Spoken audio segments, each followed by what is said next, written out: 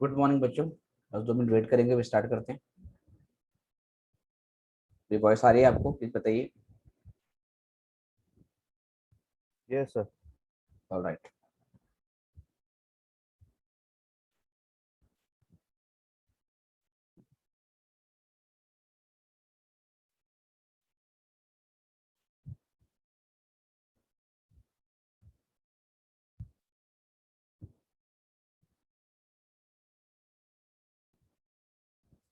Okay, तो module का ये क्वेश्चन करेंगे आज भी, और आज देखते हैं कौन सा क्वेश्चन है।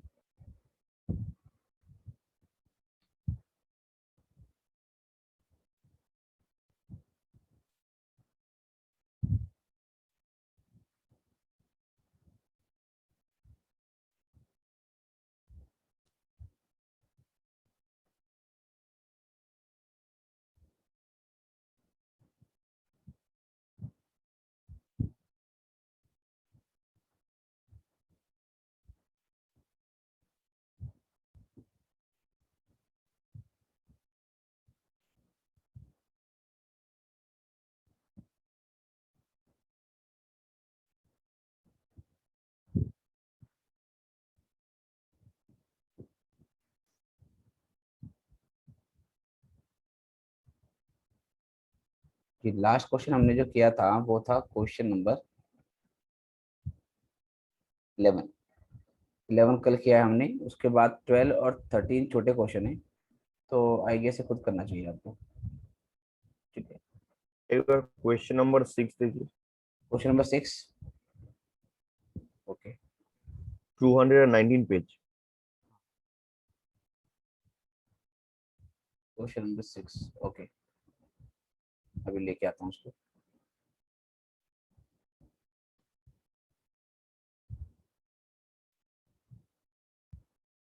अच्छा, ये बार वाला क्वेश्चन है ना, बार वो बनाना ट्रेडिंग अकाउंट जो आप बोल रहे थे। राइट, तो बार ट्रेडिंग अकाउंट क्या होता है, उसका कॉन्सेप्ट हमने क्लास में शायद डिस्कशन किया था या नहीं किया था? नहीं किया था सर। किया था ना। Right, तो उसके ऊपर है ये। आंसर नहीं आया तो कोई नहीं, इसको देख लेते हैं।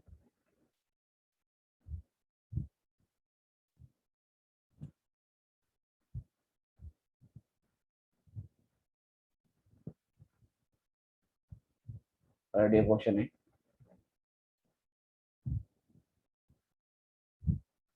क्वेश्चन कहता है following is the summary of cash book has been prepared by the treasurer of the club. ये आपको कैश बुक दे रखी है, मतलब ये वही दे रखा है आपको, समरी ऑफ कैश बुक है। समरी ऑफ कैश बुक का मतलब हो गया receipt and payment account. Right, इसमें आपके पास balance, PD, subscription, entrance fees, restaurant receipt, उसके बाद games and competition receipted due to secretary for petty expenses 80 रुपये। 80 रुपये हमने पेडी सेक्रेटरी को, फिर हमने जो 80 रुपीज़ हैं वो सेक्रेटरी से रिसीव करने थे, रिसीव हो गए। और वेजेस हैं, उसके बाद रेस्टोरेंट परचेज है, रेंट हमारा 18 मंथ का है, rate secretary salary, lighting, competition prizes, waiting postage, FD कराई है, और बैलेंस कितना है। ओपनिंग बैलेंस एसेट्स का फर्नीचर 48,000, रेस्टोरेंट स्टॉक 2600, और स्टॉक है आपका 800 रुपये का।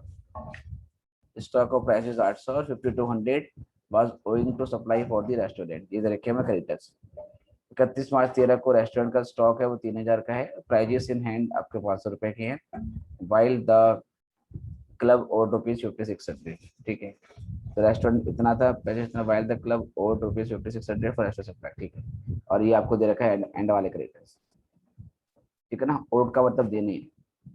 जैसे आप जब को लाइफ में कुछ अच्छा करोगे तो आप क्या बोलोगे, आई, आप बोलोगे I owe my success to my parents, है ना। तो इसका मतलब you are showing your liability towards your parents. तो ओ का मतलब देना है। It was also found that sufficient unpaid इतना, और उसके बाद जो फिगर हमारी इंक्लूड है उसमें 700 रुपये पिछले साल के शामिल हैं, और 400 रुपये एडवांस इंक्लूड है अगले साल के।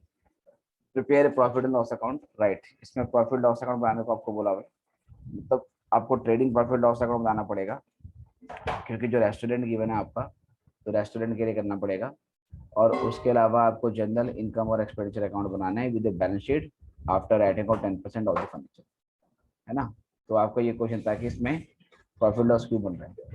तो इसमें बेसिकली हम जो ट्रेडिंग अकाउंट वाला कॉन्सेप्ट करते थे वो आपको इसमें लगाना है। रेस्टोरेंट के लिए बनेगा आपका अलग से, तो अब क्या करोगे, रेस्टोरेंट का ओपनिंग स्टॉक दिखाओगे, ठीक है वहां पे, और रेस्टोरेंट की परचेज दिखाओगे 50,400। इसमें एडजस्ट करोगे, 5,200 आपका ओपनिंग वाला क्रेडिटर है, तो ये 5,200 माइनस होगा ओपनिंग वाला क्रेडिटर। 5,600 आपका क्लोजिंग रेट है, ये आपका प्लस होगा। जो भी नेट अमाउंट आ जाएगी वो बन जाएगी आपकी परचेस, राइट। फिर क्रेडिट साइड में आपको सेल्स दिखानी है, सेल्स में 56,800 आएगा। 56,800 के बाद कोई डाटा वाटा दिए हो, ओपनिंग डाटा क्लोजिंग डाटा, तो वो आपको करने पड़ेंगे एडजस्ट, ऐसा कुछ है नहीं हमारे पास। और ओपनिंग स्टॉक होगा हमारे पास, स्टॉक कहाँ, ये रहा, ओपनिंग स्टॉक डाल दिया था हमने। और जो क्लोजिंग स्टॉक है वो आपका आ गया 3,000 आ गया। तो वहां से आपका बार का बेसिकली क्या आ जाएगा, मतलब जो ट्रेडिंग अकाउंट बनाओगे आप, ट्रेडिंग अकाउंट का ग्रॉस प्रॉफिट आपका वहां से आ जाएगा, ठीक है। और इसके अलावा रेस्टोरेंट से रिलेटेड और कोई खर्चे नहीं है। फिर ट्रेडिंग अकाउंट से जो ग्रॉस प्रॉफिट आपका निकलेगा, है ना, उसको आप क्या करोगे, इनकम और एक्सपेंडिचर अकाउंट में ट्रांसफर करोगे। बताओ विशाल, समझ में आया नहीं? हाँ सर। तो कोई दिक्कत तो नहीं होगी इसमें अब? नहीं सर। हाँ, बस इसमें एक रेंट वाला पॉइंट बहुत ध्यान से देखना। रेंट हमारा इसमें 7,500 है, ये 18 महीने का रेंट आपका इसमें दिया हुआ है। और ये हमारा साल है 2012-13, 2012-13 हमारा ईयर है। तो 12 महीने तो आपके बनते हैं यहाँ के, 12 महीने यहाँ के बनते हैं। ये 30 जुलाई 2013 तक है। 30 जुलाई 2013 का मतलब क्या हुआ, 30 जून, सॉरी, अच्छा 30 जुलाई है, ओके, 30 जुलाई है। तो अप्रैल के बाद, मार्च के बाद अप्रैल मई जून जुलाई, राइट। तो ये 30/7/2013 तक है। 31/3/13 को यहाँ हमारा साल खत्म हो गया। 1/4/12 को ये साल खत्म होगा। देखो 12 महीने तो यहाँ बनते हैं, 4 महीने यहाँ जा रहे हैं आगे। अब ये तो 18 मंथ का रेंट है। 12 महीने करंट ईयर के हो गए और 4 महीने हमारे आगे के हो गए। तो बाकी बचे हुए 2 महीने कौन से होंगे, बताओ। 1/4/12 से 31/3/13 तक सर 12। हाँ, बाकी 2 महीने प्रीवियस ईयर का है सर। राइट। बाकी जो 2 महीने वो पीछे के हैं। इसका मतलब ये हुआ है, इससे 2 महीने पीछे अगर मैं आता हूँ तो ये बनेगा आपका मार्च और फरवरी, 1 फरवरी, 1 फरवरी 2012। तो इसका ये मतलब हुआ कि ये जो 18 महीने का रेंट है 7,500 रुपये, इसमें 12 महीने करंट ईयर का है, 4 महीने प्रीपेड है अगले साल के लिए, और 2 महीने का पिछले साल का आउटस्टैंडिंग था, जिसकी इस साल पेमेंट आपकी हो गई होगी। तो ये 2 महीने पिछले साल आउटस्टैंडिंग रहा होगा, इसलिए तो हमने उसको इस साल पे किया है। तो पिछले साल की बैलेंस शीट में 2 महीने का आउटस्टैंडिंग दिखाना पड़ेगा। तो अब कैसे करोगे, आप ये बोलोगे कि भाई देखो ये 7,500 जो है ये 18 महीने का है, इसको 12 से इंटू करोगे तो करंट ईयर का आ जाएगा। करंट ईयर का जो रेंट आएगा वो आप इनकम एक्सपेंडिचर में इसको डाल दोगे। फिर 7,500 को 18 से डिवाइड करोगे, 4 से इंटू कर दोगे। फिर ये प्रीपेड रेंट आएगा जो करंट ईयर की बैलेंस शीट में आपको एसेट्स में दिखाना पड़ेगा। फिर इसी 7,500 को 18 से डिवाइड करोगे और 2 से इंटू करोगे। 2 से इंटू करने के बाद ये पिछले साल का आउटस्टैंडिंग अमाउंट आ जाएगा जो करंट ईयर में पे हुआ है। तो इसका मतलब पिछले साल 2 महीने का रेंट आउटस्टैंडिंग था, तो लास्ट ईयर की बैलेंस शीट में 2 महीने का दिखाना पड़ेगा, ठीक है, यस सर। राइट। तो वही चीज आपको यहाँ पर दिखाना है। तो ये करना ट्राई, नहीं होगा तो मैं कराऊंगा, ओके। तो अब आता हूं मैं किसी और क्वेश्चन पे।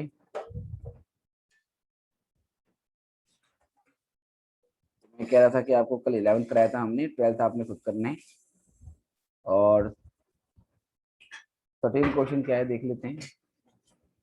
इसमें शायद इनकम एक्सपेंडिचर दिया है और वो बनाना है।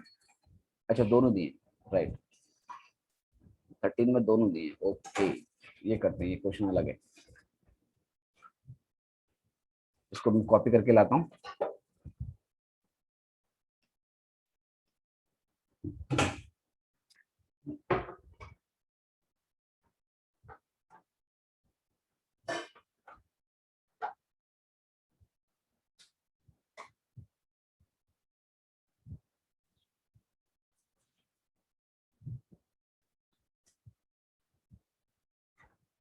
जी क्या बोलता है क्वेश्चन देखो, कहता है following are the items of receipts and payment account of कंगार club as summarized from the books of the account maintain by the secretary. तो आपको दे रखा है रिसिप्ट अकाउंट, ओपनिंग बैलेंस है 1/1/13 को 4,200 का, एंट्रेंस फीस आपको 2012 की मिली है 1000 रुपीज, और डू का मतलब वही एंट्रेंस फीस है, और 2013 की मिली है 10,000। फिर सब्सक्रिप्शन 2012 का 600 मिला है और 2013 का 15,000 मिला है। इंटरेस्ट रिसीव्ड बाय इन्वेस्टमेंट पे आपका 3,000 का, और सब्सक्रिप्शन 2014 की मिली है आपको 400 रुपये की। ठीक है, ये ऊपर नीचे शायद दे रखा है उन्होंने, चलो यही होगा, मान लेते हैं कि ऐसे ही। मैनेजर सैलरी 1,000 रुपये है, प्रिंटिंग स्टेशनरी 2,600 है, एडवर्टाइजिंग 1,800 है, फायर इंश्योरेंस 1,200 रुपये का है, इन्वेस्टमेंट परचेज 20,000 है, क्लोजिंग बैलेंस 31/12/13 का है। राइट, उसके बाद फिर हमें क्या दिया हुआ है, it was ascertained from the inquiry that the following represented a fair picture of income and expenditure account। ठीक है, मैनेजर सैलरी, प्रिंटिंग, उसके बाद एक्रूड जुड़ा हुआ है इसमें, और उसके बाद फिर आपका ये क्या है, एड का खर्चा एक्रूड मिल है, इसका कोई आउटस्टैंडिंग नहीं है, audit fees, fire insurance, depreciation, surplus, और इनकम साइड में एंट्रेंस फीस, सब्सक्रिप्शन वगैरह। You are required to prepare a balance sheet the club by the 31/12/13 31/12/12, दो बैलेंस शीट बनानी है। Given that the values of the fixed assets on 31/12/12 जो थी वो building 44 थी, फिर उसका इक्विपमेंट 25,000 था, फर्नीचर 4,000 है, रेट्स ऑफ डेप्रिसिएशन 5% लगाना है ऑन बिल्डिंग पे, इक्विपमेंट पे 10%, फर्नीचर पे 6%। You are entitled to make आपको कुछ चीजें खुद एज्यूम करनी पड़ेगी एज मे बी जस्टिफाइड। चलो, तो ये डेफिनेटली डिफरेंट क्वेश्चन है, इसमें 2 साल की आपको बैलेंस शीट बनानी है, तो दोनों मेन में दिखानी पड़ेगी क्योंकि दोनों पूछी है आपसे। यस, दोनों पूछी हैं तो मेन में दिखाएंगे। चलिए, तो कैसे करेंगे देखो, पहले बनाएंगे opening balance sheet as on, क्या डेट है, 12/13। ठीक है, तो 31/12/12 पहले ये ओपनिंग वाली है, दोनों मेन में बनानी है तो पहले ओपनिंग बना सकते हैं, अदरवाइज जो ओपनिंग वाली है उसे वर्किंग नोट में दिखाते थे। Liabilities amount, assets amount.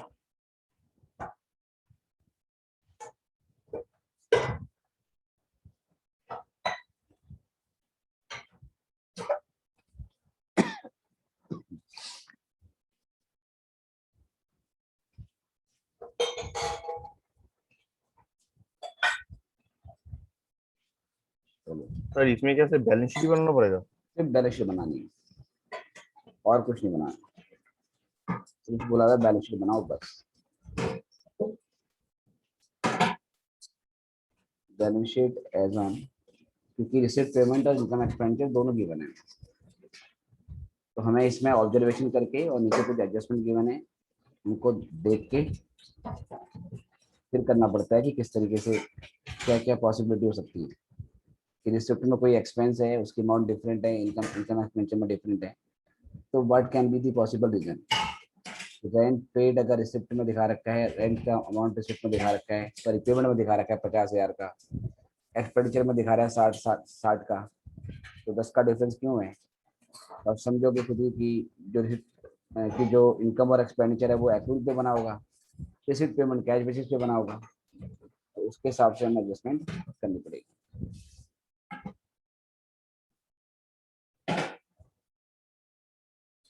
करते हैं इसको भी, पहले दोनों बैलेंस शीट का फॉर्मेट बनाएं, क्वेश्चन की पिक लेता हूँ ताकि ऊपर नीचे ना करना पड़े।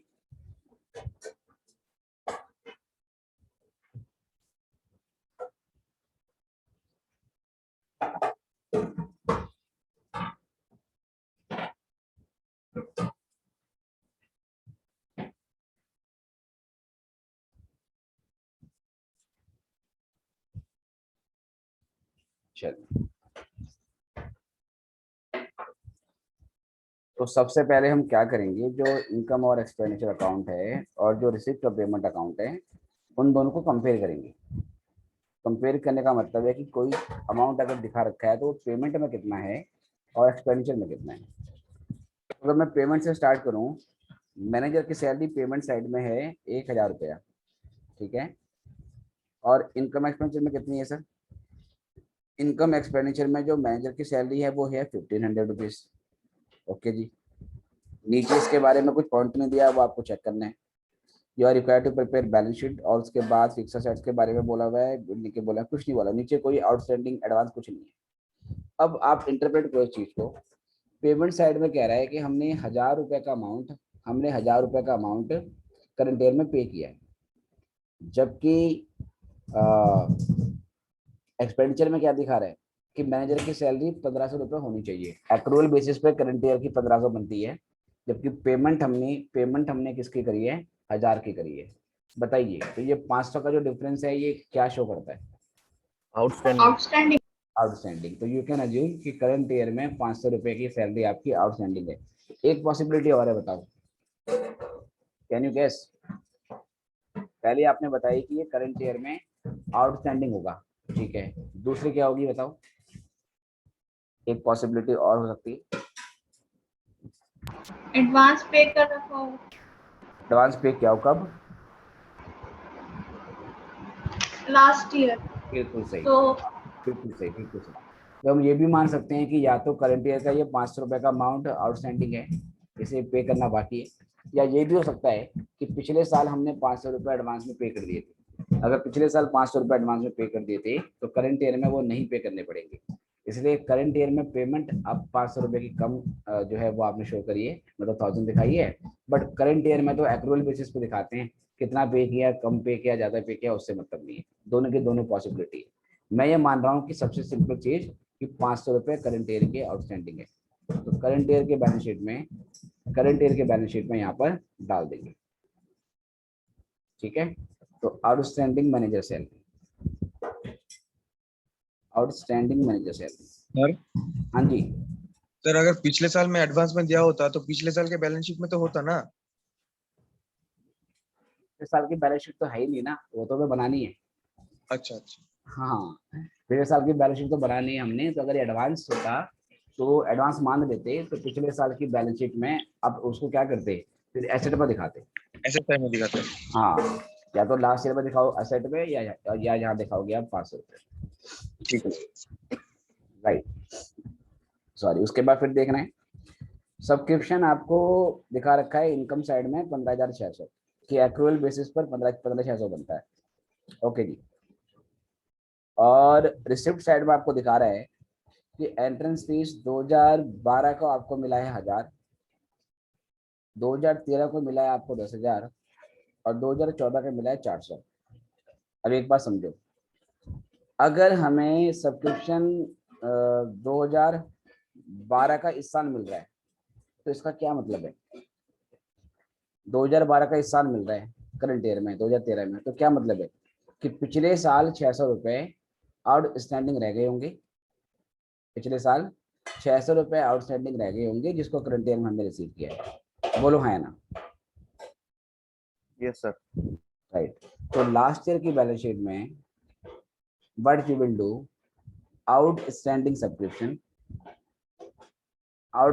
सब्सक्रिप्शन आप 600 रुपए दिखा दोगे, ठीक है, कि पिछले साल ये आउटस्टैंडिंग रह गए थे, इस साल हमें ये रिसीव हो रहे हैं, तो लास्ट ईयर पेंडिंग रहे होंगे, 600 रुपया डाल देते हैं।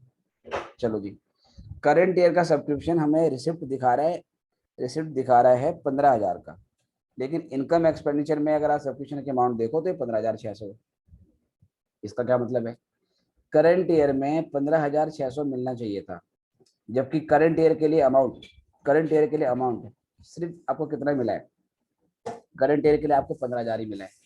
क्या मतलब बना यहाँ से, बताओ? Closing outstanding of current year. हाँ, इसका मतलब करंट ईयर में भी क्लोजिंग आउटस्टैंडिंग है, कितने अमाउंट का? 600 रुपए का। 2013 के हमें 15,000 मिले हैं, लेकिन इनकम एक्सपेंडिचर में सब्सक्रिप्शन एक्रूअल बेसिस पे 15,600 है। इसका मतलब 15,600 मिलनी चाहिए थी, 15,000 ही मिली है। तो इसका ये मतलब हुआ बेटा कि 600 रुपये करंट ईयर का आउटस्टैंडिंग है। ये भी तो हो सकता है कि पिछले साल क्या हो, एडवांस में मिल गया हो। दोनों दोनों की दोनों चीजें क्या है आपकी, पॉसिबल है, तो कुछ भी अज्यूम कर सकते हो। इसलिए क्वेश्चन में बोला हुआ था, एंड तक 9 बोली हुई है कि एजम्पशन आप अपनी मर्जी से ले सकते हैं। तो जो भी एजम्पशन आप लेंगे आपको वर्किंग नोट में डालना पड़ेगा नीचे, है ना। कि आप ये क्या मानोगे कि सैलरी हम मान रहे हैं कि 600 रुपये करंट ईयर की आउटस्टैंडिंग है, सब्सक्रिप्शन 600 रुपये का आउटस्टैंडिंग है, ये सब आपको स्टेटमेंट बना के आपको लिखना पड़ेगा, क्योंकि दोनों के दोनों चीजें आपकी पॉसिबल हो सकती है। चलिए, तो मैं ये मान रहा हूँ कि 600 रुपये करंट ईयर की भी आउटस्टैंडिंग है। तो यहाँ करंट ईयर की बैलेंस शीट में आउटस्टैंडिंग सब्सक्रिप्शन, अगर इनकम आउटस्टैंडिंग हो तो वो बन जाती है एसेट, तो यहाँ दिखानी पड़ेगी। ठीक है जी। और देखो इसके बाद आपको कहता है बच्चों, हाँ 2014 का सब्सक्रिप्शन दिखा रहा है आपको रिसिप्ट में 400 और इनकम में तो कुछ है ही नहीं ऐसा। क्या मतलब है बेटा इसका? एडवांस। एडवांस मिला है। कब मिला है? करंट ईयर में। कब के लिए? अगले साल के लिए। अगर एडवांस सब्सक्रिप्शन हो तो करंट ईयर की बैलेंस शीट में लायबिलिटी में दिखा देते हैं। तो एडवांस सब्सक्रिप्शन हमने यहाँ पर दिखा दिया, हाउ मच अमाउंट का, 400 रुपये का। ठीक है, तो ये क्वेश्चन इसलिए अच्छा है क्योंकि इसमें इंटरप्रिटेशन खुद आपको देनी पड़ती है। राइट, उसके बाद रिसिप्ट में अगर मैं आगे आता हूँ तो रिसिप्ट में मैं किसको देख रहा था पहले? हाँ, रिसिप्ट देख रहा था। सब्सक्रिप्शन आप इंटर अरे मैं एक मैंने मैनेजमेंट की मैनेजर सैलरी देखी, एक मैंने वो देखा, मैं साइड मैंने स्विच क्यों कर दी? चलो दोबारा से देखते हैं, कोई नहीं। चलिए बेटा, पहले जो पेमेंट साइड है हम देखते हैं उसी को ही। मैं पेमेंट से ही पता नहीं इनकम में कैसे आ गया। पेमेंट में मैनेजर सैलरी था वो मैंने कर दिया। पेमेंट में अगला पॉइंट है प्रिंटिंग एंड स्टेशनरी 2600 रुपये का। इसको चेक करो कि ये अमाउंट एक्सपेंडिचर में कितने हैं। प्रिंटिंग एंड क्या नाम है जो स्टेशनरी है वो आपको यहाँ दिखा रहा है 2000 + 400 एक्रूड 2400। देखो जी क्या मतलब है इसका। प्रिंटिंग स्टेशनरी पेमेंट साइड में 2600 की दिखाई जाती है, ठीक है। और करंट ईयर में कह रहा है कि प्रिंटिंग एंड स्टेशनरी 2000 और एड एक्रूड 400, तो 2400 रुपये का बनता है। ओके, करंट ईयर में 400 रुपये आपके आउटस्टैंडिंग है ये बता रहे हैं। और उसके बाद पेमेंट में दिखा रहा है कि हमने 2600 की पेमेंट करी है। अब इसको भी देखो आप ऐसे ही, क्या नाम है, इसको भी ऐसे ही आपने समझना है। एक्सपेंडिचर में 2000 + 400 की है। इसका ये मतलब है कि करंट ईयर का हमने 2000 पे किया, करंट ईयर का हमने 2000 पे किया और 400 पे करना बाकी है, तो आपका 2400 बनता है। पेमेंट साइड में आपको दिखा रहा है 2600, जिसमें करंट ईयर का 2000 होगा और बाकी 600 कौन सा पे किया होगा? पिछले साल का आउटस्टैंडिंग होगा शायद। हाँ, ये पिछले साल का हमारा आउटस्टैंडिंग रहा होगा जो हमने करंट ईयर में पे किया है। क्योंकि एक्सपेंडिचर में 2000 में 400 ऐड किया हुआ है, तो आपको पिछले साल के अमाउंट भी जो पेमेंट साइड में अमाउंट है वो भी ऐसे ही बाइफरकेट करनी पड़ेगी। पेमेंट साइड में 2600 है तो आप उसको 2000 + 600 मानो, है ना, कि 2000 करंट ईयर का पे किया, 600 कुछ और पे किया। और उसके अलावा आपको दिखा रहा है किसमें सर, एक्सपेंडिचर में, कि 2000 करंट ईयर का पे किया प्लस 400 और पे करना बाकी है। तो हम ये मानेंगे पिछले साल 600 रुपये प्रिंटिंग और स्टेशनरी के आउटस्टैंडिंग रह गए होंगे, जिसके हमने करंट ईयर में पेमेंट करी है, और करंट ईयर के 400 रुपये की प्रिंटिंग स्टेशनरी और आउटस्टैंडिंग है। तो पहले जो करंट ईयर की आउटस्टैंडिंग है, तो आउटस्टैंडिंग प्रिंटिंग एंड स्टेशनरी, क्योंकि एक्सपेंस है, यहाँ दिखाएंगे 400, और पिछले साल की बैलेंस शीट में आउटस्टैंडिंग प्रिंटिंग एंड स्टेशनरी आप दिखा देंगे 600 रुपये। कोई भी खर्चा अगर आउटस्टैंडिंग या एडवांस दोनों हो सकता है, तो आप उसको पहले आउटस्टैंडिंग मान के चलेंगे। अगर वो खर्चा इंश्योरेंस है तो इंश्योरेंस एडवांस में पे होता है, और इंश्योरेंस में ऐसा कुछ पॉइंट आता है तो उसको एडवांस मान के चलना है, ठीक है। इस बात को ध्यान रखना, कोई भी खर्चा अगर आउटस्टैंडिंग या प्रीपेड दोनों हो सकता है तो आप उसको आउटस्टैंडिंग मान के चलें। लेकिन अगर वो खर्चा इंश्योरेंस है कि आपने इंश्योरेंस प्रीमियम पे किया है, तो इंश्योरेंस प्रीमियम तो नॉर्मली एडवांस में पे के, वो तो एडवांस में पे करते हो आप ईयर की बिगिनिंग में, उसमें ऐसा आएगा तो उसको प्रीपेड मान के चलना है, ठीक है। तो ये भी हमारा पॉइंट हो गया। उसके बाद है एडवर्टाइजमेंट। एडवर्टाइजमेंट में कहता है कि 1800 रुपये आपने पे करे हैं करंट ईयर में, और एक्सपेंडिचर में दिखाता है कि जो एडवर्टाइजमेंट है जिसका करंट ईयर का कोई आउटस्टैंडिंग नहीं है, उसकी 1600 रुपये की अमाउंट बननी चाहिए। अगर 1600 बननी चाहिए और हम 1800 पे कर रहे हैं, तो मुझे बताइए 200 रुपए किस बात के पे किए होंगे? प्रीपेड 200 रुपए प्रीपेड प्रीपेड वगैरह मान के चले। ये हो सकता है कि हमने 200 रुपए अगले साल का प्रीपेड किया होगा, क्या ये भी तो हो सकता है? बताओ विशाल, क्या दूसरी पॉसिबिलिटी पिछले क्या है? साल का आउटस्टैंडिंग। पिछले साल का हमारा आउटस्टैंडिंग रह गया होगा, तो खर्चे को आप आउटस्टैंडिंग ही मान के चलें, एक्सेप्ट अगर वो इंश्योरेंस था तो वहां पे एडवांस मान लेंगे। तो इसको मैं सर आउटस्टैंडिंग ही मान के चल रहा हूँ कि लास्ट ईयर का आउटस्टैंडिंग था, हमने इस साल इसकी पेमेंट करी है। तो आउटस्टैंडिंग एडवर्टाइजमेंट, और ये हमारा 200 रुपए का अमाउंट आ गया। अब देखो आ रखा है इंश्योरेंस, जो मैं पॉइंट कह रहा था। फायर इंश्योरेंस पेमेंट में दिखा रहा है 1200 रुपए का, एक्सपेंडिचर में फायर इंश्योरेंस के अमाउंट दिखा रहा है 1000 रुपए का। बताओ जी, पेमेंट दिखा रहा है 1200 की, और जबकि यहाँ पर कह रहा है कि आपको एक्चुअल में 1000 रुपए ही पे करने चाहिए थे। अब यहाँ 200 रुपए का डिफरेंस है। फायर इंश्योरेंस में हमने 200 रुपए किस बात के पे किए होंगे? प्रीपेड। हाँ, जनरल पॉसिबिलिटी यही है, या तो पिछले साल का आउटस्टैंडिंग पे हमने पे किया होगा, या अगले साल के लिए एडवांस पे किया होगा। मैंने बताया था जो इंश्योरेंस है उसके केस में एडवांस मान के चलना है। तो ये एडवांस हमने करंट ईयर में पे किया है नेक्स्ट ईयर के लिए, तो नेक्स्ट ईयर की बैलेंस शीट में दिखाएंगे। तो नेक्स्ट ईयर की बैलेंस शीट में, मतलब 2013 की बैलेंस शीट में आ जाएंगी, और 2013 की बैलेंस शीट में प्रीपेड फायर इंश्योरेंस दिखा दोगे। कितना डिफरेंस है? 200 रुपए का। प्रीपेड इंश्योरेंस 200 रुपए का दिखा दोगे, राइट। उसके बाद इन्वेस्टमेंट हमने परचेज करी है 2013 में, करंट ईयर में हमने इन्वेस्टमेंट खरीदी है 20,000 की। डेफिनेटली जो ये इन्वेस्टमेंट है ये एसेट है, तो ये इनकम एक्सपेंडिचर में तो नहीं नहीं गई होगी।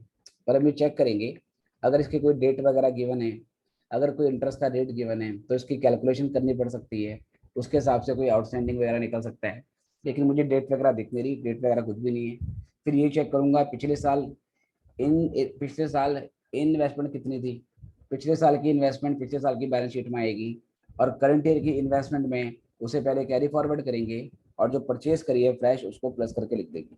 तो चेक करते हैं हमारे पास लास्ट ईयर क्या क्या था। तो लास्ट ईयर की बैलेंस शीट में कुछ बैलेंस दे रखे हैं, उसमें आते हैं। कह रहा है balance sheet of the club इतना इतना था, it been giving that values of the fixed assets on 31/12/12 पिछले साल। बिल्डिंग थी 44,000 की, डाल देते हैं। लास्ट ईयर की आपकी बिल्डिंग है 44,000, ठीक है। और cricket equipment 25,000,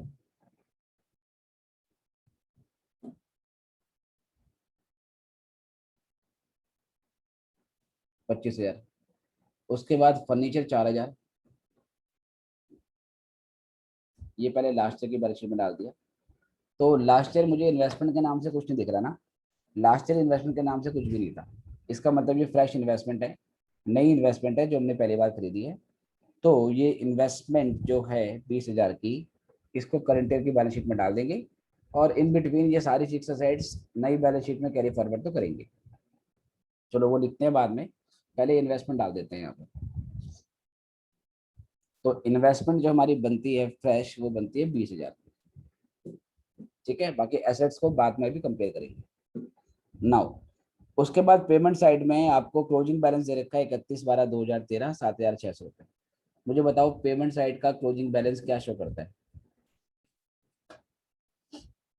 closing cash. Cash balance payment side का जो क्लोजिंग कैश बैलेंस है, ये आपका कैश इन हैंड या कैश एट बैंक का क्लोजिंग वाला, मतलब करंट ईयर का, है ना।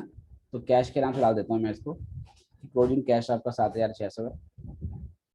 ऐसी बेटा रिसिप्ट साइड में ओपनिंग कैश दे रखा है आपको 4,200 रुपये का, तो ओपनिंग कैश आप ओपनिंग बैलेंस शीट में डाल दो, राइट। रिसिप्ट में जो कैश होगा वो ओपनिंग कैश बैलेंस होता है, और पेमेंट में जो क्लोजिंग बैलेंस होता है वो आपका क्लोजिंग कैश बैलेंस होता है। ओके सर, एंट्रेंस फीस 2012 की 1,000 रुपये में इस साल मिल रही है, क्या मतलब है इसका? 2012 की इस साल मिली है, क्या मतलब है?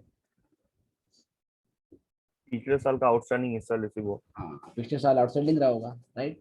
तो पिछले साल आउटस्टैंडिंग था और इनकम है, इनकम आउटस्टैंडिंग हो तो बन जाती है असेट। तो आउटस्टैंडिंग एंट्रेंस फीस हमने 1,000 रुपये यहाँ पर दिखा दी। 2013 की एंट्रेंस फीस हमें जो मिली है वो मिली है कितनी? 10,000 मिली है।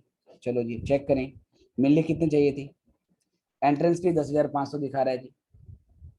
करंट ईयर के एंट्रेंस फीस रिसीव हुई है 10,000, इनकम एक्सपेंडिचर में एंट्रेंस फीस 10,500 बता रहा है। क्या मतलब है? 10,000 मिला है, 10,500 मिलना चाहिए था, तो 500 को क्या मानेंगे? आउटस्टैंडिंग। आउटस्टैंडिंग। 10,000 मिलना चाहिए था करंट ईयर का, सॉरी 10,000 करंट ईयर का मिला है, जो रिसिप्ट हुआ है करंट ईयर का एंट्रेंस फीस वो 10,000 हुआ है, बट एक्चुअल बता रहा है कि भाई 10,500 मिलना चाहिए था, तो हम ये मानेंगे करंट ईयर में भी आउटस्टैंडिंग एंट्रेंस फीस है 500 रुपये की। तो आउटस्टैंडिंग एंट्रेंस फीस 500 रुपये आपने यहाँ पर डालने पड़ेंगे। राइट, उसके बाद जो सब्सक्रिप्शन है वो शायद मैं कर चुका हूँ, सब्सक्रिप्शन में कर चुका हूँ, और सब्सक्रिप्शन में मैंने 2013 का 2012 का 600 ले लिया था, ये भी हो गया। हाँ, अब है interest received on investment. Receipt side में इंटरेस्ट है मेरा 3,000, कितना मिला? इनकम एक्सपेंडिचर में इंटरेस्ट ऑन इन्वेस्टमेंट दिखा रहा है 4,000। बताओ बेटा, ऐसे इंटरप्रेट करो। 3,000 मिल चुका है, इनकम एक्सपेंडिचर कहता है 4,000 मिलना चाहिए था जी। 1,000 रुपए के डिफरेंस पे क्या माना जाए? आउटस्टैंडिंग। हाँ, आउटस्टैंडिंग या बोल सकते हैं एक्रूड इंटरेस्ट। करंट ईयर का एक्रूड इंटरेस्ट है 1,000 रुपए का, करंट ईयर का एक्रूड इंटरेस्ट है 1,000 रुपीज का, तो वो हमने यहाँ पर दिखा दिया कि 1,000 रुपए करंट ईयर के एक्रूड है। ठीक है, तो ये करने के बाद हमने इनकम एक्सपेंस, हमने जो रिसिप्ट ऑफ पेमेंट अकाउंट है वो कंप्लीट कर लिया। तो ऐसे क्वेश्चन में जिसमें रिसिप्ट पेमेंट इनकम एक्सपेंडिचर दोनों दिए होते हैं, उसमें देखना क्या होता है, कुछ आइटम ऐसे होंगे जो दोनों जगह होंगे बट उसकी अमाउंट डिफरेंट होगी, तो वो आपको देखनी पड़ेगी। कुछ आइटम ऐसे हो सकते हैं जो सिर्फ रिसिप्ट ऑफ पेमेंट में होंगे, इनकम एक्सपेंडिचर में नहीं होंगे, और कुछ आइटम ऐसे होंगे जो इनकम और एक्सपेंडिचर में होंगे लेकिन रिसिप्ट पेमेंट में नहीं होंगे। तो तीनों तरीके के आइटम को आपने पकड़ के उसे आपने क्या करना पड़ता है, इंटरप्रेट करना पड़ता है। तो रिसिप्ट के तो सारे आइटम हमने डिस्कस कर लिए, अब एक बार इनकम एक्सपेंडिचर में भी देखेंगे। क्या पता इनकम एक्सपेंडिचर में कोई ऐसा पॉइंट दे दे जो रिसिप्ट पेमेंट में नहीं था, तो फिर आपने उसको भी इंटरप्रेट समझना पड़ेगा। जैसे कि सपोज मान लीजिए कोई सैलरी है, उसकी पेमेंट साइड में कोई वैल्यू नहीं है, पेमेंट साइड में उसकी अमाउंट दिखाई नहीं रखी, एक्सपेंडिचर में सैलरी बताता है 500 रुपये की, तो सीधा सीधा मतलब ये होगा कि 500 रुपये करंट ईयर की आपकी सैलरी आउटस्टैंडिंग है। करंट ईयर में हमने सैलरी पे हमने नहीं करी, इसे पेमेंट साइड में नहीं आपको दिखा रहा है। चलो, तो मैं जो सैलरी था, प्रिंटिंग स्टेशनरी भी था, एडवर्टाइजमेंट था। देखो ऑडिट फीस एक्सपेंडिचर में 500 रुपये दिखा रहे हैं, पेमेंट साइड में ऑडिट फीस थी ही नहीं, बिल्कुल ही नहीं थी। क्या मतलब हुआ इसका बताओ? आउटस्टैंडिंग है सर। करंट ईयर की आउटस्टैंडिंग है पूरी की पूरी, हमने पे ही नहीं करी, इसलिए वो पेमेंट में थी नहीं, बट एक्सपेंडिचर कह रहा है करंट ईयर की बनती है, तो ये 500 रुपये आपको यहाँ पे डालना पड़ेगा। इंश्योरेंस हम कर चुके हैं। डेप्रिसिएशन इसी पेमेंट में नहीं आता, इनकम एक्सपेंडिचर में आता है। डेप्रिसिएशन हमारा टोटल लगा है 4940 का टोटल डेप लगा है हमारा, और ये किस किस पे लगा होगा? ये आपका लगा है सॉरी, ये लगा है आपका बिल्डिंग पे 5% लगा है, और क्रिकेट इक्विपमेंट पे 10% लगा है, फर्नीचर पे आपका 6% लगा है। इन तीनों का मिला के ये आपका डेप्रिसिएशन है। तो इसमें क्या करना है, लास्ट ईयर की बैलेंस शीट में तो सबसे पहले आपने जो एसेट है वो दिखा दी थी, बिल्डिंग, क्रिकेट इक्विपमेंट और फर्नीचर। इनको नए साल की बैलेंस शीट में नए साल की बैलेंस शीट में कैरी फॉरवर्ड करेंगे। तो यहाँ पहले मैंने बिल्डिंग लिखी, और बिल्डिंग की जो वैल्यू है वो 44,000। इस पर बेटा डेप्रिसिएशन लगाओ गया, बिल्डिंग का जो डेप है वो 5% है,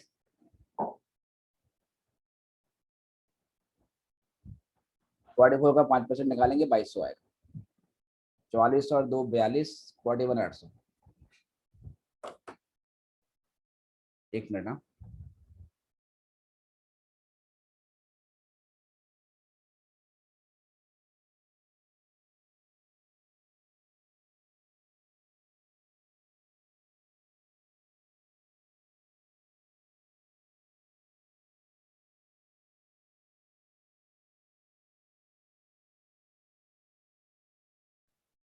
ये बेटे तो ये हो गया 41,800। उसके बाद फिर देखेंगे नेक्स्ट हमारे पास क्रिकेट इक्विपमेंट है 25,000 का। इस पे कितना डेप लगाना है? क्रिकेट इक्विपमेंट पे लगाना है 10% का।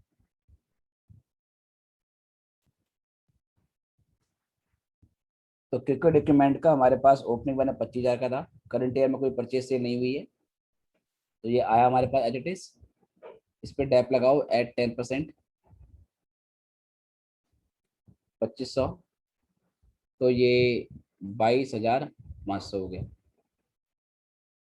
नेक्स्ट आइटम है हमारे पास फर्नीचर।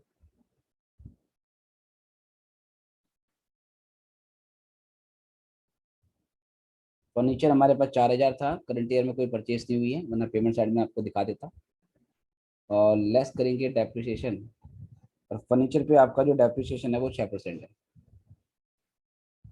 4,000 का 6% 240, तो 3760 आई गेस, गलत होगा तो बताना, ठीक है। और साथ में ये भी चेक कर लो कि अगर हम ये तीनों डेप्रिसिएशन जोड़ते हैं तो ये डेप्रिसिएशन, जो डेप्रिसिएशन एक्सपेंडिचर में आपको दिखा रखा है उससे मैच आपका होना चाहिए, और ये पक्का मैच होगा। तो 2200 और 2500 और 240, तो ये डेफिनेटली ऐड हो रहा है, 4940 के बराबर आ रहा है, ठीक है। तो ये भी हमने डाल दिया। चलिए और देखते हैं कोई नीचे अगर हमारा रह गया हो तो। और इनकम साइड में एंट्रेंस फीस हम कर चुके हैं, सब्सक्रिप्शन कर चुके हैं, इंटरेस्ट और इन्वेस्टमेंट भी कर चुके हैं, तो इनकम एक्सपेंडिचर भी कंप्लीट हो गया। उसके बाद सरप्लस है, ये सरप्लस कहाँ जाएगा, पहले ओपनिंग बैलेंस शीट से आपको कैपिटल फंड निकालना पड़ेगा, और फिर उसमें उसको हम क्लोजिंग बैलेंस शीट में लेके आएंगे और फिर उसमें जोड़ देंगे। नीचे सब कुछ कर चुके हैं, नीचे कोई पॉइंट हमारा पेंडिंग नहीं है। तो अब क्या करेंगे, हम ओपनिंग बैलेंस शीट को क्लोज करेंगे और यहाँ से हम कैपिटल फंड निकालेंगे।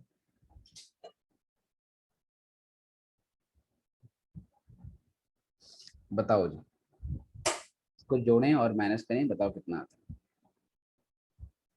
सर 78,000 आ रहा है कैपिटल फंड 78,000 आ रहा है कैपिटल फंड, और टोटल 78,800। ठीक है।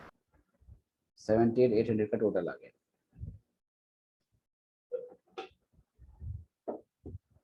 राइट, और अब क्या करोगे जी,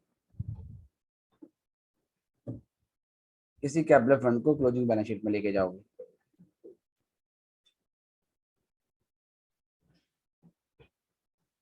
$78,000 ऐड करोगे सरप्लस, और सरप्लस जो आपको दे रखा है वो 18,160 है। प्लस कीजिए कितना आएगा, 78, 88, 96, 160 आई गेस। Yes sir. और भी टैली करो, ये मैच होना चाहिए।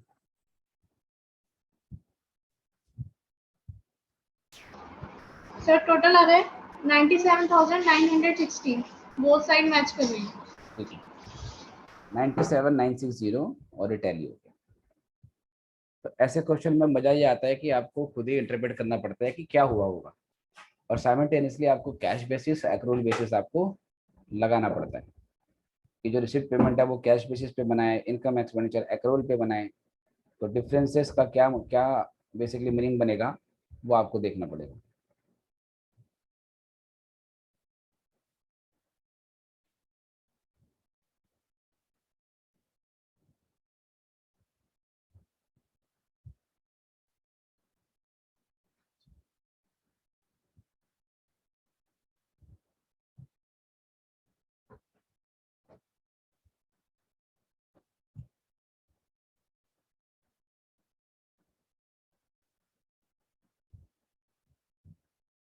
चलिए इसके बाद नेक्स्ट क्वेश्चन पे आएंगे, पहले ये नोट कर लो अच्छे से, जब हो जाए तो बताना।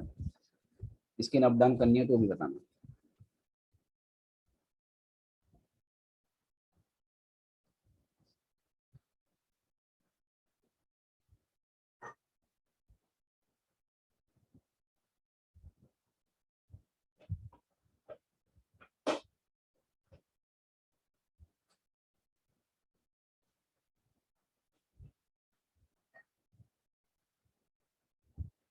जी बेटा बताइए, कंप्लीट। ये सर हो गया। ओके, तो अभी मैं नेक्स्ट क्वेश्चन लाता हूँ, 2 मिनट वेट करेंगे। ये था क्वेश्चन नंबर 13। 14 क्वेश्चन खुद करना है आपको। 14 क्वेश्चन के क्वेश्चन छोटा है, ये आप कर लोगे। अब मैं एक्सरसाइज से कोई क्वेश्चन उठाता हूँ। एक्सरसाइज में जो ये आपके क्या नाम है एमसीक्यू क्वेश्चन है ABCD ऑप्शन वाले, ये भी खुद करोगे आप। और उसके बाद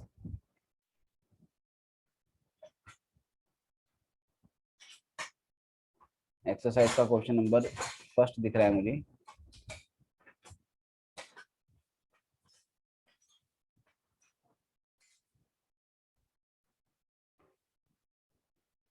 ठीक है, और उससे पहले एक क्वेश्चन बेटा घर से करने का दिया था, ये हो गया था आपका एक्सरसाइज का क्वेश्चन नंबर 1, जिसमें बोला हुआ है Jodhpur club furnitures you receive payment account. ये कौन से पेज नंबर पे है मुझे पता नहीं, क्योंकि मैंने जो बुक बनाई है उसमें सिर्फ क्वेश्चन है, मॉड्यूल के सॉल्यूशन नहीं है। मैं क्वेश्चन दिखा देता हूँ आपको, तो मैं वही शेयर कर देता हूँ सीधे। मुझे बताना कि ये हुआ या नहीं हुआ, नहीं तो फिर इसको सबसे पहले इसी को करेंगे। This question, Jodhpur club furnish you the following receipt and payment account.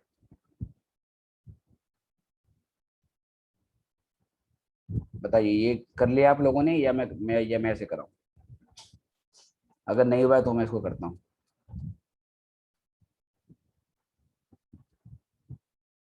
चलिए आई गेस आपसे नहीं हुआ होगा, वरना क्वेश्चन याद रहता है, किया किया होता तो। इसको बेटा कराता हूँ मैं, ठीक है। अच्छा क्वेश्चन है, इसमें एक बिले टेबल वाला पॉइंट है, इसको देखेंगे अच्छे से।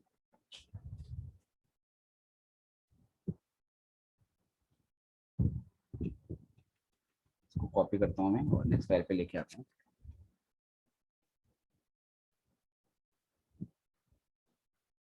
सर क्या है क्वेश्चन मॉड्यूल से है क्या? हाँ ये मॉड्यूल से है। नए वाले मॉड्यूल में तो है, अगर आपके पास ओल्ड वाला होगा तो शायद हो सकता नहीं है ये। जहाँ पे आपके इनकम एक्सपेंडिचर की बेसिकली जो क्या नाम है एक्सरसाइज स्टार्ट हो रही है, तो एक्सरसाइज से पहले लॉन्ग क्वेश्चन दिए होंगे जिसमें प्रॉब्लम सॉल्यूशन दोनों होगा, और फिर शायद उसके बाद कुछ क्वेश्चन दिए हैं जिसमें सिर्फ क्वेश्चन है। ठीक है, तो ये मॉड्यूल वाले क्वेश्चन है, इसको देखना। कौन से पेज नंबर पे है मुझे पता नहीं होगा, पर है ये पूरी फाइल ही बेसिकली मॉड्यूल की है। हाँ सर मिल गया। हाँ, कहाँ पर है पेज पेज नंबर क्या है? 246। 246, ओके। पेज नंबर 246 पे, राइट।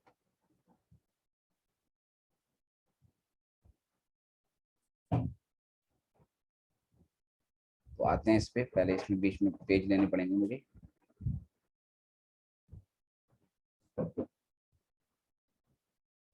यहाँ से बढ़ा लेते हैं।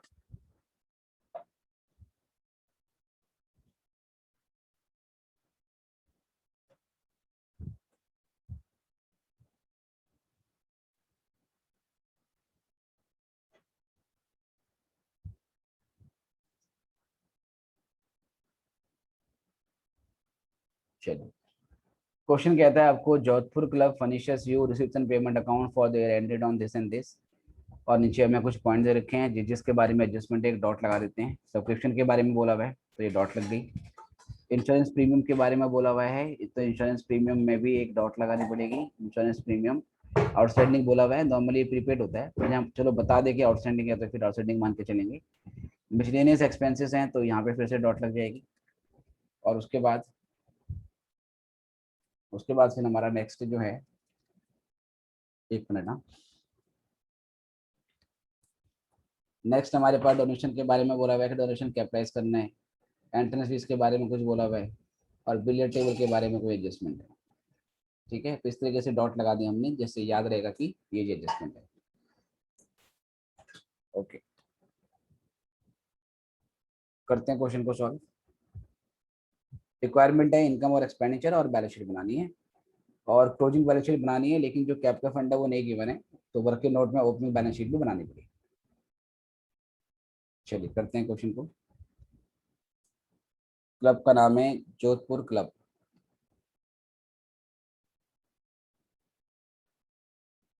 Jodhpur club income and expenditure account.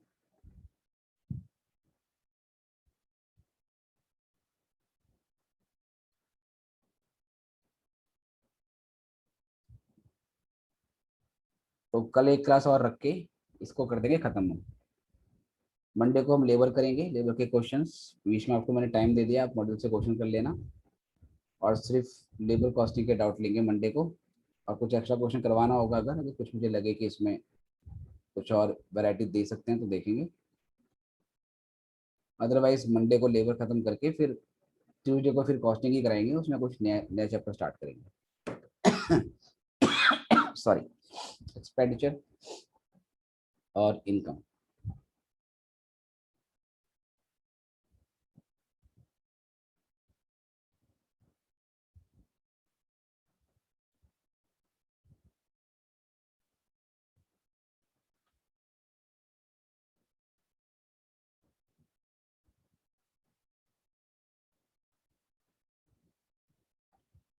ऐसी बनेगी balance sheet.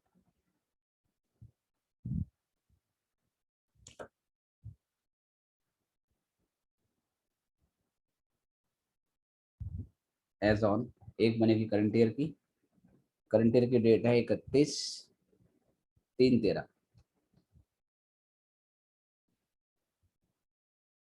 Liabilities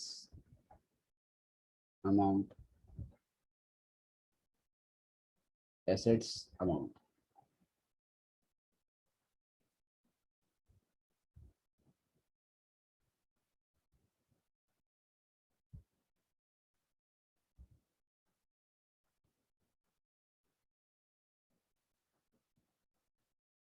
working note में आ जाएंगे। वर्किंग नोट में ओपनिंग बैलेंस शीट बनेगी।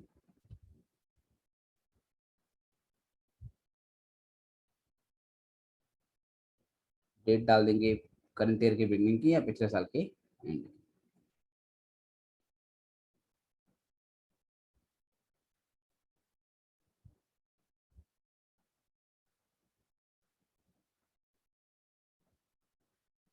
ओके, तो देखते हैं क्वेश्चन को क्या बोलता है।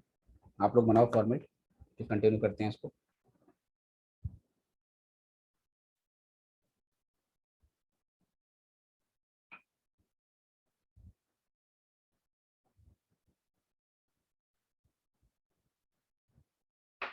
सबसे पहले आपको सैलरी गिवन है 20,000 और सैलरी के बारे में कोई एडजस्टमेंट नहीं है। सैलरी के बारे में कोई एडजस्टमेंट नहीं है तो क्या मतलब है, पेमेंट करिए 20,000 की और 20,000 ही बनता है। 20,000 पे करा और 20,000 ही बनता है तो हम एक्सपेंडिचर में 20,000 ही डाल देंगे।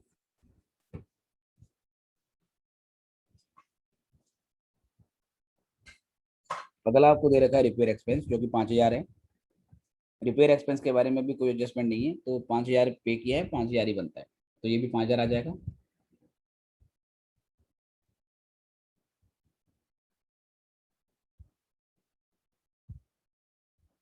नेक्स्ट है फर्नीचर। फर्नीचर होती है एसेट, इनकम एक्सपेंडिचर में नहीं आएगा but you have to find out कि इसका ओपनिंग बैलेंस क्या था। तो नीचे देखो, नीचे हमारे पास सब्सक्रिप्शन है, उसके बाद इंश्योरेंस के बारे में है, मिसलेनियस है, डोनेशन है, एंट्रेंस फीस है और उसके बाद फिर हमारे पास इन्वेस्टमेंट है। बिलियर टेबल 3 लाख की कुछ कहानी बोली है उसके बारे में, ब्ला ब्ला, और कुछ नहीं है। डेप्रिसिएशन किसी पे चार्ज नहीं करना है। ओके, तो फर्नीचर लास्ट ईयर कुछ नहीं था, ये फ्रेश फर्नीचर खरीदा है। कितने का? 60,000 का। बताओ इसका क्या क्या करें। साल के बैलेंस शीट में आएगा सर। राइट, करंट ईयर की बैलेंस शीट में एसेट में डाल देते हैं फर्नीचर और अमाउंट जो है इसका वो 60,000 है। इन्वेस्टमेंट आपके 60,000 है और नीचे इन्वेस्टमेंट पे एक पॉइंट बोला हुआ है। क्या बोलता है? Point number 6, 8% interest has accrued on investment for 5 month. Investment पे 5 महीने का इंटरेस्ट एक्रूड है, मतलब ये मिलना था पर नहीं मिला। सबसे पहले जो इन्वेस्टमेंट करंट ईयर में खरीदी है ये एसेट है तो करंट ईयर की बैलेंस शीट में डाल दो। अमाउंट कितना है इसका? अमाउंट का 60,000।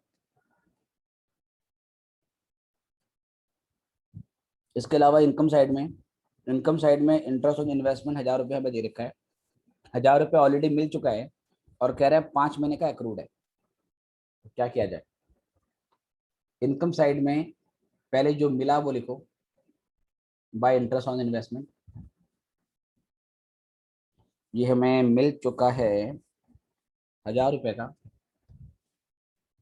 और इसमें ऐड करेंगे हम एक्रूड इंटरेस्ट 60,000 रुपये at but rate 8% for how many months? For 5 month. बताओ कितना आता है?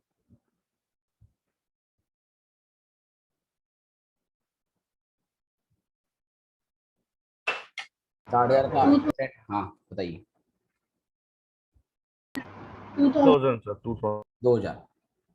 2000 हमारा आउटस्टैंडिंग। ओके, तो ये 3000 डाल देंगे और इसी 2000 की एक जगह एंट्री और होगी। बताओ कहाँ जाएगा? करंट ईयर की बैलेंस शीट में एसेट साइड। एसेट साइड में, राइट। और यहाँ करंट ईयर की बैलेंस शीट में एक्रूड इंटरेस्ट 2000 रुपए का दिखा देंगे। ठीक है, चलिए। उसके बाद बच्चों आगे पॉइंट आता है मिसलेनियस एक्सपेंस 5000 का, और नीचे इसके बारे में आपको कहता है 900 रुपए मिसलेनियस एक्सपेंसेस प्रीपेड है।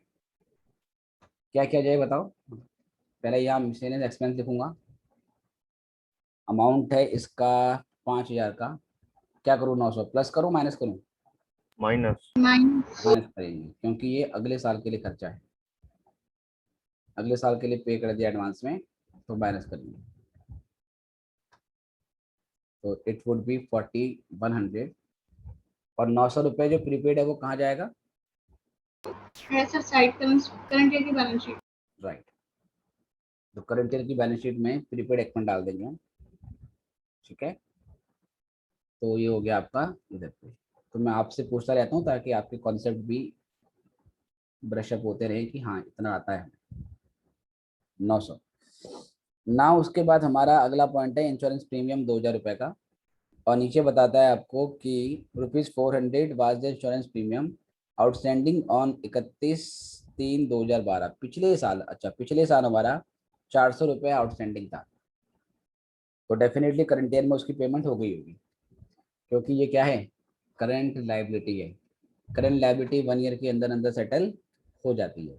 ऐसा नहीं मानोगे कि जिसको 2012 में नहीं पे किया तो 2013 में भी नहीं आपने पे किया होगा। बच्चे क्या बोलते थे, इस पर कहाँ बोला है कि हमने इसकी पेमेंट जो है वो करंट ईयर में करी होगी? बोला ही नहीं है। हम तो ये मान के चले कि 12 में भी नहीं दिया, 13 में भी नहीं दिया। मैंने कहा नहीं, ये करंट लाइबिलिटी है, करंट लाइबिलिटी 1 ईयर में सेटल हो जाती है। लास्ट ईयर पेंडिंग था तो करंट ईयर में कुछ ही महीनों के अंदर इसकी पेमेंट हमने कर दी होगी। तो इंश्योरेंस प्रीमियम आपका 2000 है। पिछले साल कुछ आउटस्टैंडिंग था, क्या क्या जाए उसको? प्लस करूँ या माइनस करूँ? माइनस। माइनस करेंगे, तो लेस करेंगे इसमें आउटस्टैंडिंग फॉर प्रीवियस ईयर, जिसका जो अमाउंट है बच्चों वो है 400 रुपये का। तो ये हो जाएगा हमारा 1600। और ये 400 रुपये कहाँ जाएगा?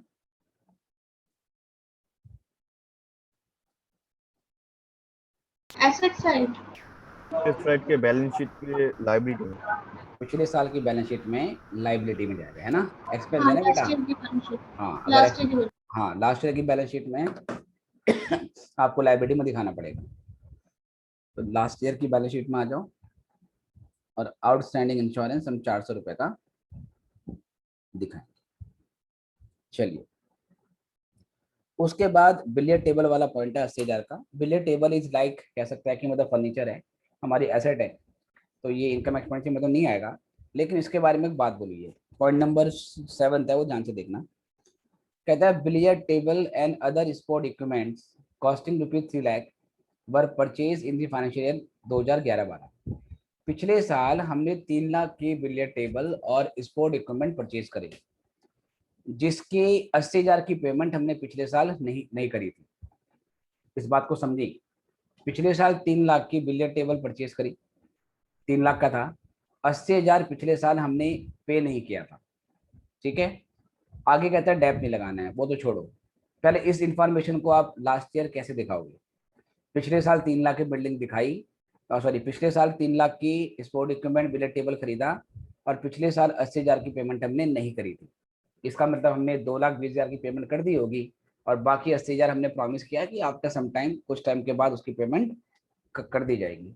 तो लास्ट ईयर की बैलेंस शीट में ये इंफॉर्मेशन कैसे प्रेजेंट होगी? Creditor sir. क्रेडिटर्स, जो अमाउंट पे नहीं हुई है वो क्रेडिटर्स के नाम से दिखाना पड़ेगा। तो सबसे पहले क्या करेंगे, यहाँ पर बिलियर टेबल, क्योंकि हमारी एसेट है 3 लाख की, तो पूरी पूरी दिखाएंगे पिछले साल की बैलेंस शीट में। बिलियर टेबल एंड स्पोर्ट डॉक्यूमेंट, पिछले साल 80,000 की पेमेंट नहीं करी थी, तो पिछले साल यहाँ क्रेडिटर दिखाना पड़ेगा। Creditors for billiard table and sport document, ठीक है। तो यहाँ पर आपको दिखाना पड़ेगा 3 लाख का, सॉरी जो पेंडिंग था, pending amount was 80,000। Billiard table क्योंकि फिक्स असेट है, डेप्रिसिएशन नहीं लगाना है, तो यही बिलियर टेबल पहले हम करंट ईयर की बैलेंस शीट में कैरी फॉरवर्ड करेंगे। तो करंट ईयर की बैलेंस शीट में यहाँ आ जाएगा billiard table and sport equipment, sport equipment जिसकी अमाउंट है कितनी, 3 लाख। क्रेडिटर्स का क्या किया जाए बताओ। 80,000 के क्रेडिटर्स जो लास्ट ईयर ड्यू थे, करंट ईयर में उसकी पेमेंट हो गई है। करंट ईयर में पेमेंट साइड में दिखा रहे हैं कि हमने वो 80,000 रुपये पे कर दिए हैं। तो जो लाइबिलिटी पिछले साल ड्यू थी, वो लाइबिलिटी करंट ईयर में सेटल हो चुकी है। क्योंकि ये लाइबिलिटी करंट ईयर में सेटल हो गई है, इसलिए करंट ईयर की बैलेंस शीट में अब क्रेडिटर्स फॉर बिलियर टेबल नहीं दिखाए जाएंगे। तो करंट ईयर में सिर्फ बिलियर टेबल आएगी, उसके लिए जो क्रेडिटर थे वो नहीं आएगी, क्योंकि उसकी पेमेंट हमने कर दी है। बताओ ये पॉइंट क्लियर है या नहीं? Yes yes sir. ओके। क्या ये 80,000 एक्सपेंडिचर में आएगा, billiard table and other sport item? No sir. नहीं आएगा। क्यों सर? एक तो ये पिछले साल से बिलोंग करता है, पहला रीजन। दूसरा सर ये कैपिटल एक्सपेंडिचर है। इनकम और एक्सपेंडिचर में रेवेन्यू एक्सपेंडिचर आते हैं, ये कैपिटल एक्सपेंडिचर है, तो इसको दिखाने का तो मतलब ही नहीं बनता। चलिए, अगर ये ऐसे कहता कि क्रेडिटर्स हमारे 80,000 के थे पिछले साल के, और करंट ईयर में पेमेंट साइड में 60,000 की क्रेडिटर दिखाता, करंट ईयर में दिखाता पेमेंट साइड में कि हमने 60,000 की अमाउंट हमने क्रेडिटर्स को पे कर दी है, तो इसका क्या मतलब होता कि 20,000 अभी भी पेंडिंग है। फिर आप करंट ईयर की बैलेंस शीट में जो क्रेडिटर्स है वो 20,000 से दिखाते हैं, बट क्योंकि 80,000 लास्ट ईयर ड्यू था, 80,000 ही पूरा पे कर दिया है, तो ये लाइबिलिटी पूरी पूरी सेटल हो चुकी है, तो अब इसको कुछ नहीं करना। चलो नेक्स्ट पॉइंट है हमारे पास स्टेशनरी एक्सपेंसेस। स्टेशनरी एक्सपेंस आपका 1500 का है। हाँ जी जो पे बताइए। किया है वो थोड़ा आवाज आपकी ब्रेक ब्रेक आपकी होगी है, जरा एक और दोबारा करंट ईयर बोलिए। में 80,000 जो पे किया है वो कहाँ पे दिखा है सर? वो बस पेमेंट में ही आएगा, जो आपने 80,000 रुपये पे कर दिया वो पेमेंट में आपका, पेमेंट साइड में आपका मतलब कि रिफ्लेक्ट हो रहा है, और कहीं दिखाने की जरूरत नहीं है। प्रॉब्लम में बोला है क्या इस साल में पेमेंट हुआ है? नहीं नहीं, कि हमने एज्यूम किया है?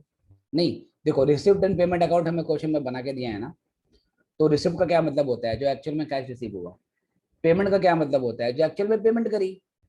अगर बिलियर टेबल पेमेंट साइड में दिख रही है, तो ये इसका खुद ही यही मतलब है कि पेमेंट हो चुकी है इसकी,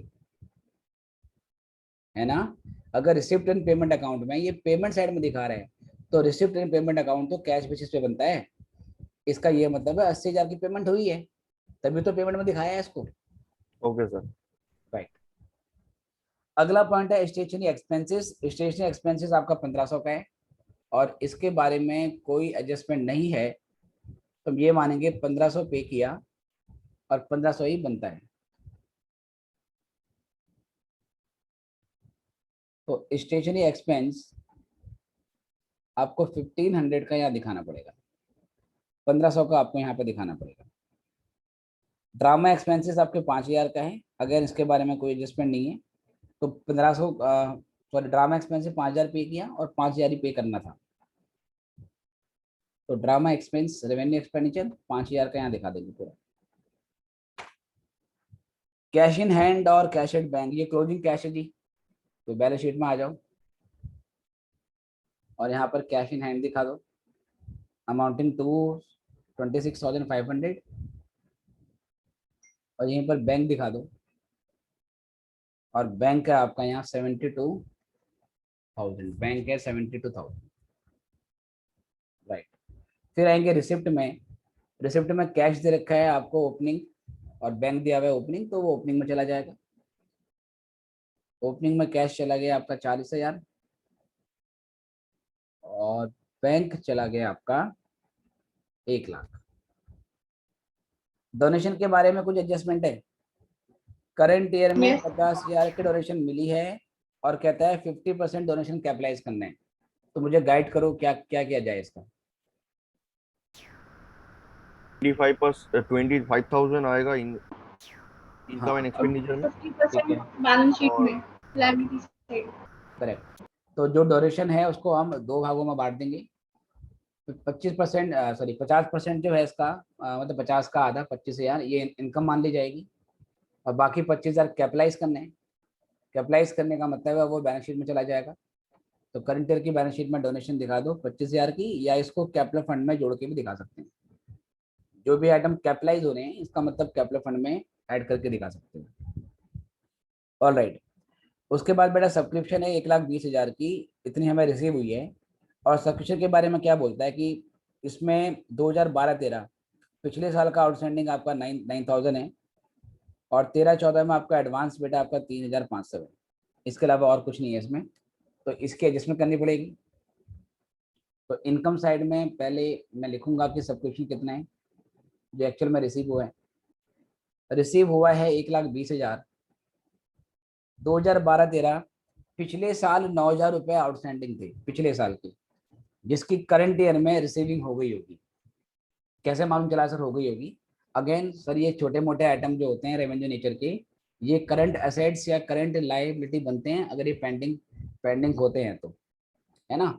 तो क्योंकि ये करंट है तो ये 1 साल के अंदर सेटल हो जाते हैं। तो डेफिनेटली जो पिछले साल 9,000 नहीं मिला था वो इस साल मिल गया होगा। अगर इस साल मिल गया होगा तो इस 1,20,000 के अंदर 9,000 रुपये पिछले साल का भी इंक्लूड हुआ होगा। इसलिए क्या करते हैं, लास्ट ईयर के आउटस्टैंडिंग को माइनस करते हैं। तो आउटस्टैंडिंग फॉर प्रीवियस ईयर, चलो जी 9,000। ऐसे बेटा सब्सक्रिप्शन इन एडवांस फॉर 13-14, अगले साल के लिए एडवांस मिल गया 3,500 रुपये का। इसका बताओ मैं क्या करूं? लेस। ये भी लेस होगा sir, less advance for next year, advance for next year. तो इसका जो अमाउंट है वो है 3,500। बताओ कितना आता है ये? 1,20 - 9 - 3, 1,20 में से 12 गई, 1,18, 1,17,500। Is it? नहीं, 1,07,500। Yes sir. 1,07,500 ठीक है, 1,07,500। चलिए बाकी दिखाना पड़ेगा। पिछले साल का आउटस्टैंडिंग 9,000 था, करंट ईयर का एडवांस 3,500 है। 1 मिनट को फिक्स करना पड़ेगा। राइट, तो एडवांस दिखा दो करंट ईयर की बैलेंस शीट में। ये डोनेशन कहाँ चला गया? 25,000। चलो अब देखते हैं। और यहाँ पर एडवांस सब्सक्रिप्शन करंट ईयर में मिला है अगले साल के लिए, तो ये बन जाएगा लाइबिलिटी 3,500 रुपये की। और पिछले साल की बैलेंस शीट में एसेट्स में आउटस्टैंडिंग सब्सक्रिप्शन, क्योंकि इनकम आउटस्टैंडिंग हो तो वो एसेट बन जाती है 9,000 आके। उसके बाद एंट्रेंस फीस है आपकी 10,000 की, और एंट्रेंस फीस के बारे में कहता है पॉइंट नंबर 5 में, इसको रेवेन्यू इनकम मानने हैं। बताओ क्या किया जाए? इनकम साइड में पूरी अमाउंट डाल देंगे।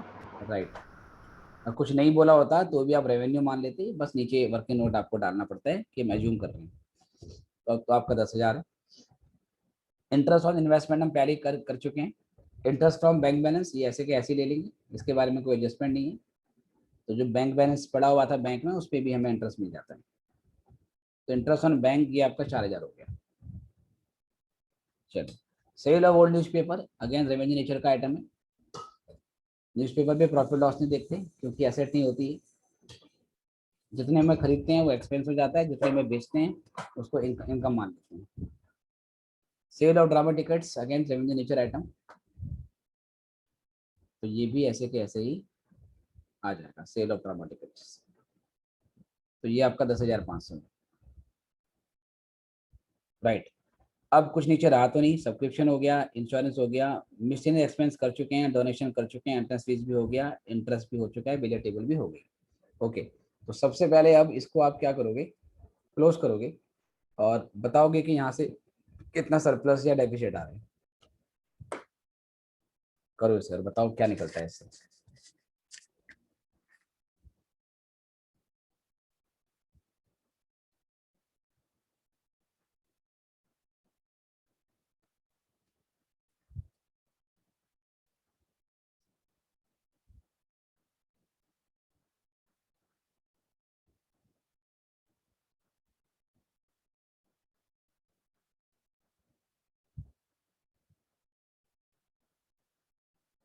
टोटलिंग करें और बताना क्या सरप्लस या डेफिसिट आ रहा है। सरप्लस आ रहा है 1,24,300। 1,24,300। हाँ तो सरप्लस ये 25,000 ये गलती से आ गया शायद ना, इसको तो नहीं काउंट किया, ये डोनेशन वाला गलती से यहाँ पे छप गया था। नहीं सर, मैंने अपने कॉपी से किया। ओके, कितना आया है? 1,00,000 भूल गया मैं। 1,24,300। 1,24,300 ठीक है। 1,24,300 का सरप्लस आया। ओके, उसके बाद फिर नीचे वाली बैलेंस शीट में जाइए, इसे टोटल करो और यहाँ से कैपिटल फंड निकालो। सर बुक में सरप्लस जो गिवन है हाँ 1,41,500 शो हो रहा है। 1,41,000 शो हो रहा है। अभी देखते हैं, अगर हमारी बैलेंस शीट टैली नहीं हुई तो इसका मतलब कुछ गलती हुई है। बाकी ओके आप भी सर। अपनी बाकी आप भी अपनी टोटलिंग देख लो, इसमें कोई गलती हो तो उसमें जरा देखना है इसको। नहीं सर, मेरा भी टोटल 1,24,300 आ रहा है। ठीक है, ओके। तो पहले जो कैपिटल फंड है वो निकालो लास्ट वाली बैलेंस शीट से।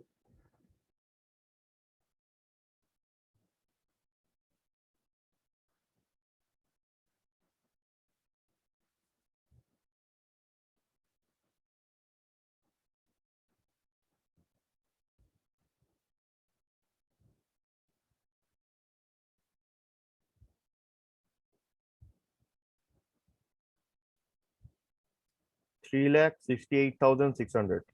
3,68,600। 3,68,600 ये कैपिटल फंड आ रहा है, इसको वेरीफाई कर लेना। और यही कैपिटल फंड हम बैलेंस शीट में लेके जाएंगे।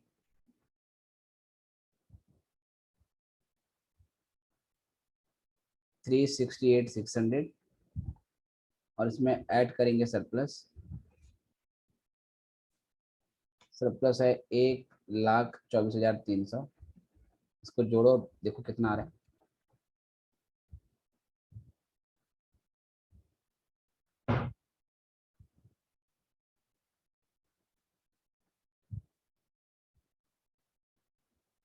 $4,92,900। अब टैली करो बैलेंस शीट, देखो मैच हो रही है नहीं। अगर नहीं होगी तो फिर कुछ गड़बड़ हुई होगी, अदरवाइज बुक का आंसर गलत होगा।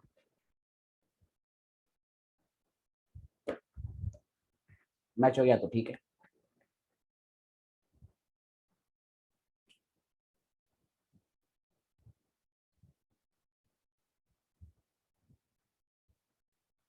हाँ सर, मैच हो रहा है। ठीक, कितना आ रहा है अमाउंट?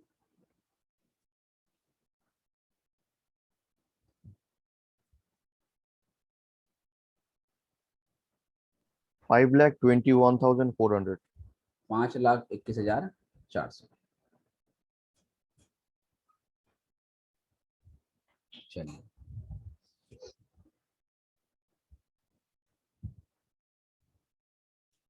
पूरा करेंगे फिर नेक्स्ट क्वेश्चन पे आते हैं।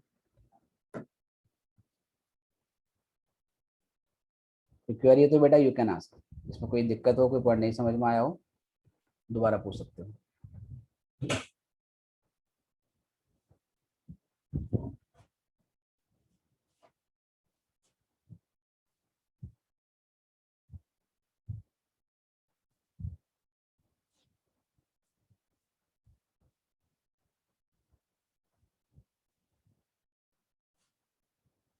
अगर हो गया तो नेक्स्ट वाले क्वेश्चन पे आएंगे। स्क्रीन अप डाउन करनी हो तो बताना।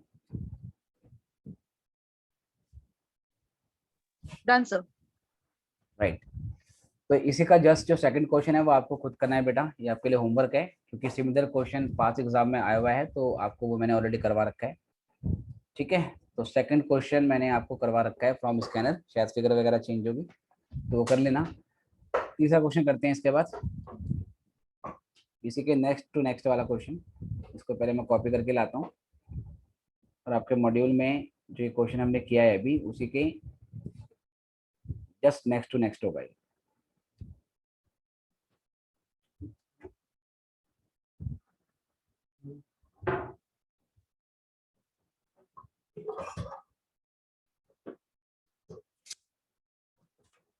क्वेश्चन क्या दिखाता हूँ आपको, ये क्वेश्चन है। क्वेश्चन में आपसे बोलता है कि income and expenditure account and the balance sheet of Nav Bharat club are as under for 31 March 2012। तो आपको इनकम एक्सपेंडिचर दिया हुआ है 2011-12 का और बैलेंस शीट भी दे रखी है करंट ईयर की और नीचे कुछ एडजस्टमेंट है। रिक्वायरमेंट क्या है, आपको सिर्फ रिसिप्ट और पेमेंट अकाउंट बनाना है। ठीक है, सिर्फ क्या बनाना है, करंट ईयर का रिसिप्ट और payment account. But current year का जो रिसिप्ट और पेमेंट अकाउंट है उसमें स्टार्टिंग होती है ओपनिंग कैश बैलेंस से। अगर हमारे पास opening cash balance, opening bank balance नहीं दिया होगा तो या तो वो बैलेंस फिगर से निकलेगा, ठीक है, और शायद इसमें ऐसा ही होगा क्योंकि क्लोजिंग बैलेंस शीट गिवन है तो क्लोजिंग कैश बैलेंस तो हमारे पास पता होगा। ओपनिंग रिसिप्ट हमारे पास, opening cash in hand, opening cash in bank नहीं हमें दिया होगा तो वो हम बैलेंस फिगर से निकालेंगे। बाकी हमें क्वेश्चन में बैलेंस शीट दे रखी है करंट ईयर की और कुछ एडजस्टमेंट दे रखी है, तो एडजस्टमेंट को पढ़ते हुए, बैलेंस शीट को पढ़ते हुए क्वेश्चन को सॉल्व करना है। ठीक है, तो एक क्वेश्चन नंबर 3 है आपकी बुक में, थर्ड वाला क्वेश्चन है ये। इसकी पहले मैं पिक्चर ले लेता हूँ ताकि स्क्रीन अप डाउन ना हो। करते हैं क्वेश्चन को।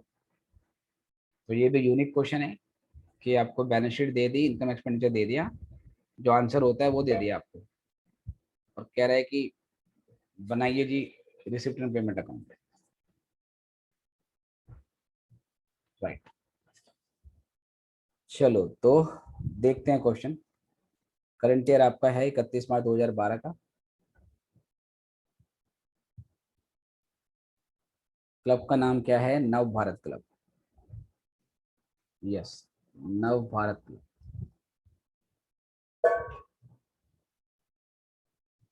नव Bharat club income and, no, income expenditure नहीं, बनाना है receipt and payment account.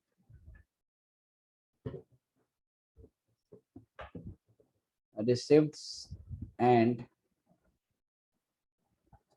Payment account for the year ended, year ended was 31 March 12। receipts, then amount,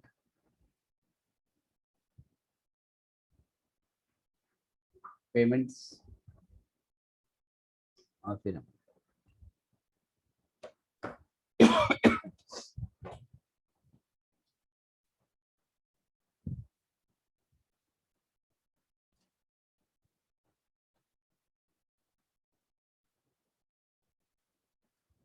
ठीक।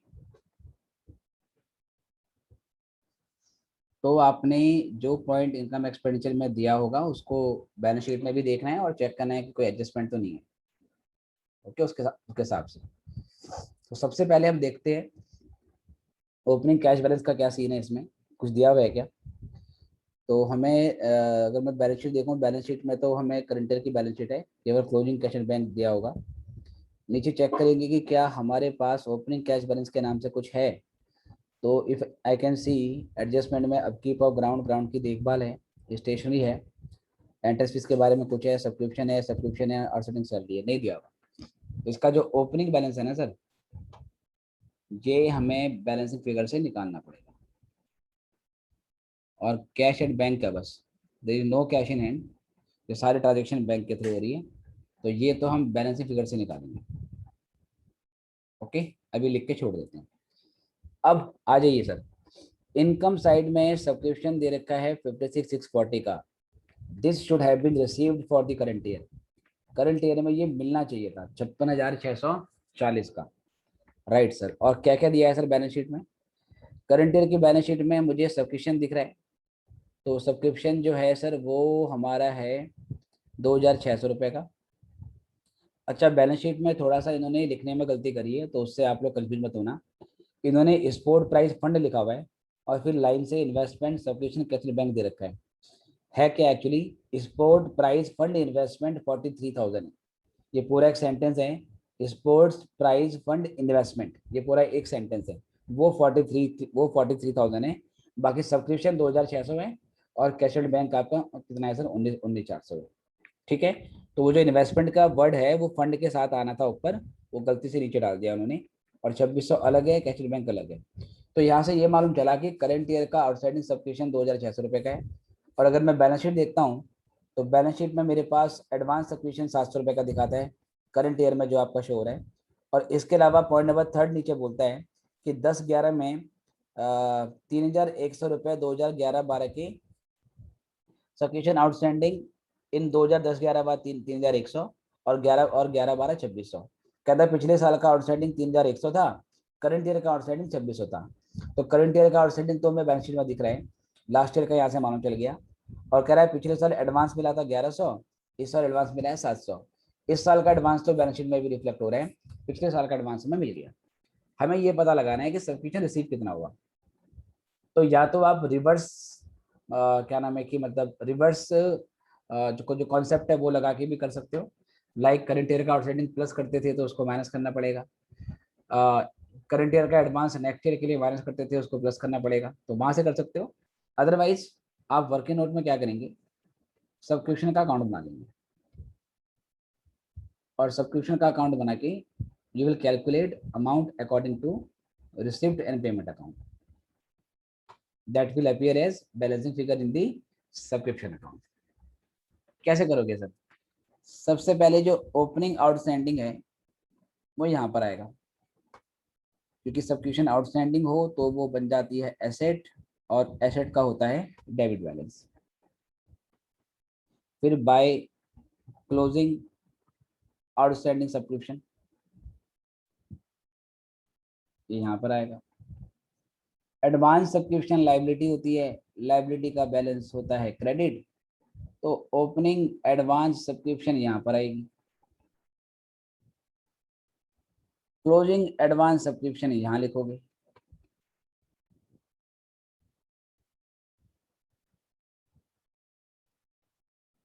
चलो जी, जो आपको दिखा रखी है कहाँ सर, इनकम और एक्सपेंडिचर में, वो इनकम साइड में मतलब क्रेडिट साइड में, यहाँ डेबिट में आएगी।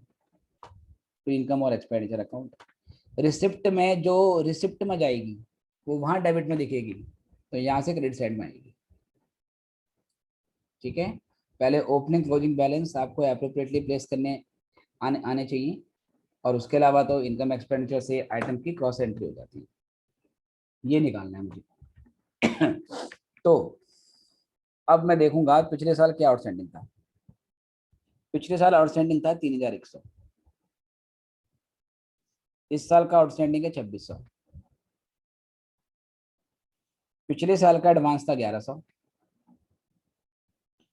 इस साल का एडवांस है 700। जो अमाउंट मुझे इनकम में दिख रही है ये है 56,640। तो अब मैं निकालूंगा बैलेंस फिगर, बताओ मुझे कितना आ रहा है।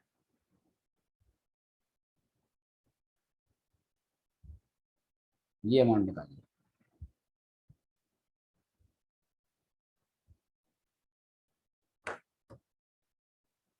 56,740। 56,740, 56,740। तो ये वो अमाउंट है जो करंट ईयर में हमें रिसीव हुई है। ठीक है, इतना मिला है हमें 56,740। तो अब रिसिप्ट साइड में जाएंगे और रिसिप्ट साइड में 56,740 दिखा देंगे। ठीक है, रिसिप्ट में 56,740 दिखा देंगे। इसमें कोई डाउट तो नहीं है किसी को? अकाउंट कैसे बनाया हमने, कोई इसमें कोई केस तो नहीं है? No sir. ओके, तो ये आया 56,740। तो रिसिप्ट साइड में टू सब्सक्रिप्शन ये 56,740 हो गया जी। राइट, उसके बाद है सेल ऑफ ओल्ड न्यूज़पेपर, ये तो आपका रेवेन्यू शेयर का आइटम है, तो ये सीधे यही यहाँ आ जाएगा। इतना ही बेचा होगा और इतना ही बनता है हमारा, इतना ही रिसीव हुआ है। इसमें क्या आउटस्टैंडिंग क्या एडवांस रहेगा, है ना। जिसको न्यूज़पेपर बेचेंगे कैश में काम होता है सारा, कि ले जा भाई इसको कबाड़ में ले जा और पैसे दे जा, उसे क्या एडवांस मिलेगा या क्या एडवांस देंगे या क्या क्या क्या आपका पेंडिंग होगा। लेक्चर के थ्रू इनकम आई है 8,000 की, इसके बारे में कुछ है तो नहीं नीचे बैलेंस शीट में, इनकम साइड में कुछ भी नहीं है और कुछ भी नहीं है, ठीक है। तो लेक्चर फीस ऐसे कैसे डाल देंगे, ये आपके आई है 8,000 की, अमाउंटिंग टू 8,000। एंट्रेंस फीस 2,900 है। कुछ बोला है क्या इसके बारे में?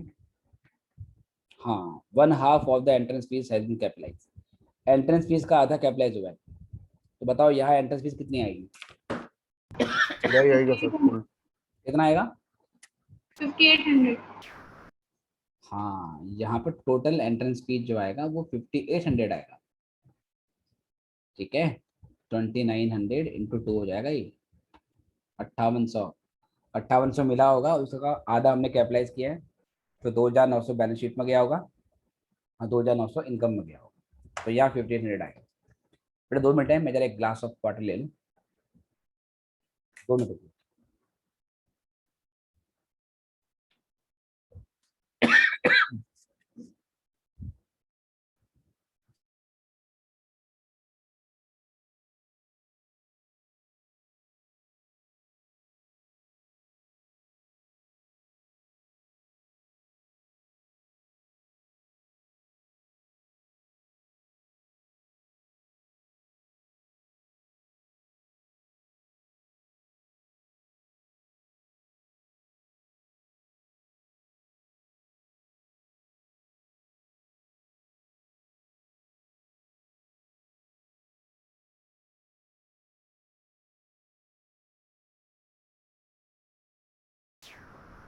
Sir voice he uh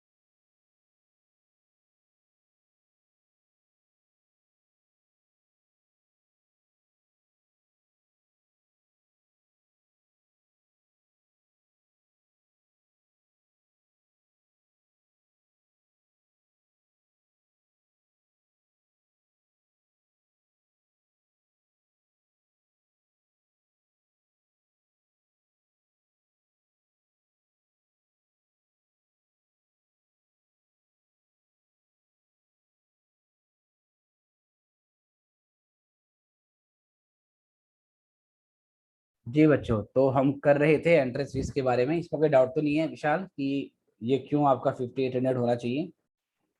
no sir. Okay, so next point is हमारे पास है मिसलेनियस इनकम, ये 1,200 रुपये की है।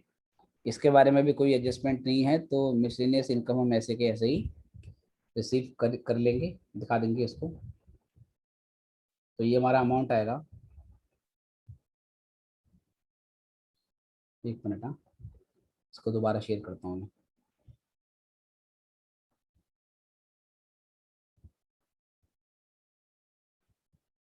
राइट, तो जो मिसलेनियस इनकम है हमारी, एक मिनट, ये डाउन नहीं जा रहा मुझसे इसमें,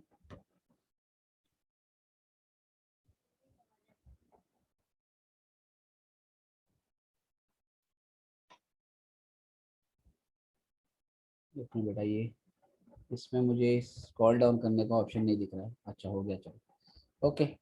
तो हमारे पास नेक्स्ट जो आइटम है वो है, एक बार फिर से देखते हैं क्या था। मिसलेनियस इनकम था, तो मिसलेनियस इनकम ऐसे की ऐसे ही यहाँ पर डाल देंगे, अमाउंटिंग टू ₹1200। ओके, नाउ उसके बाद एक्सपेंडिचर में है अपकीप ऑफ ग्राउंड, हमने ग्राउंड की देखभाल पे 21,000 शुड हैव बीन स्पेंट, इतना करना चाहिए था। एक्चुअल में क्या है इसके बारे में, अपकीप ऑफ ग्राउंड के बारे में कहता है 1500 रुपये, और पेंटिंग और स्टेशनरी के 5 से 10 रुपये रिलेटिंग टू 2010-11 पर पेड इन 11-12। अच्छा, अपकीप ऑफ ग्राउंड पिछले साल आउटस्टैंडिंग थे 1500 रुपये की, पिछले साल का जो आउटस्टैंडिंग है वो हमने इस साल पे करा है, ठीक है। और करंट ईयर का तो कुछ पेंडिंग नहीं है, तो करंट ईयर में जो लायबिलिटी साइड है वो देखो, करंट ईयर में हमारे पास अपकीप ऑफ ग्राउंड के नाम से कोई चीज नहीं दी है। तो मुझे बताओ कि जो मुझे एक्सपेंडिचर में अपकीप ऑफ ग्राउंड 21,000 दे रखा है बाय अपकीप, अपकीप का मतलब होता है देखभाल करना, अपकीप ऑफ ग्राउंड ये आपको गिवन है 21,000 का, इसमें बेटा मैं 1500 का क्या करूं, प्लस होगा या माइनस होगा? प्लस होगा सर। ऐड हो प्लस होगा, क्योंकि वैसे तो पिछले साल का आउटस्टैंडिंग माइनस करते थे ना, पर अब यहाँ रिवर्स चलना है, इसलिए ऐड करना पड़ेगा outstanding for previous year, right. तो इसका मतलब हमने करंट ईयर में 22,500 की पेमेंट करी होगी, 21,000 करंट का दिया होगा और 1500 नेक्स्ट ईयर का दिया होगा। फिर यहाँ से उसके बाद अगला हमारे पास जो अमाउंट आता है वो है प्रिंटिंग और स्टेशनरी का 2800 रुपये का। इसके बारे में देखो क्या है, प्रिंटिंग और स्टेशनरी का भी क्वेश्चन में सेम चीज कह रहा है, 5 से 10 पिछले साल के पे करें, और करंट ईयर का कोई आउटस्टैंडिंग नहीं है, तो सेम चीज आएगी यहाँ पर, पहले बाय प्रिंटिंग एंड स्टेशनरी, इसका अमाउंट है 2,800 का, और इसमें ऐड करेंगे outstanding for previous year which was amount 510, इसको प्लस करो तो ये कितना हो जाएगा, 3,310, राइट। कोई क्वेरी हो तो पूछ सकते हैं। सैलरीज आपकी 28,000 है, इसके बारे में चेक करो क्या बोलते हैं। सैलरी के बारे में नीचे तो कुछ, हाँ है। सैलरी पॉइंट नंबर 5 है, पिछले साल की सैलरी आउटस्टैंडिंग है 3600 रुपये की, पिछले साल की, क्या क्या करूँ बताओ? ऐड ऐड होगा होगी। और करंट ईयर का भी कुछ आउटस्टैंडिंग है, कैसे सर? करंट ईयर की बैलेंस शीट देखो, करंट ईयर की बैलेंस शीट में यस आउटस्टैंडिंग सैलरी 4,200 की है, तो सर दोनों एडजस्ट करनी पड़ेगी। चाहिए तो पहले to salary, sorry by salary, by salary में you have to show 28,000, add करेंगे आउटस्टैंडिंग फॉर प्रीवियस ईयर,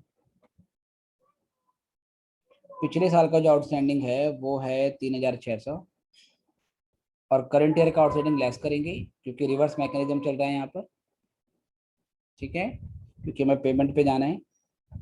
तो करंट ईयर का जो आउटस्टैंडिंग है जो बैलेंस शीट में रिफ्लेक्ट हो रहा है वो 4,200, तो 27 कितना आएगा, 27,400 आएगा, बताओ। Yes sir. ओके, 27,400 की अमाउंट आ गई है। उसके बाद बच्चों आप देखोगे डेप्रिसिएशन, डेप्रिसिएशन लगा है ग्राउंड और बिल्डिंग पे 9,000 का, फर्नीचर पे 1,000 का। चेक करते हैं क्या करंट ईयर में कुछ परचेज भी हुई है, एक मिनट, राइट। अब देखो करंट ईयर की बैलेंस शीट में हमारे पास ग्राउंड बिल्डिंग और फर्नीचर दिखा रहा होगा, ये आफ्टर डेप होगा, ठीक है।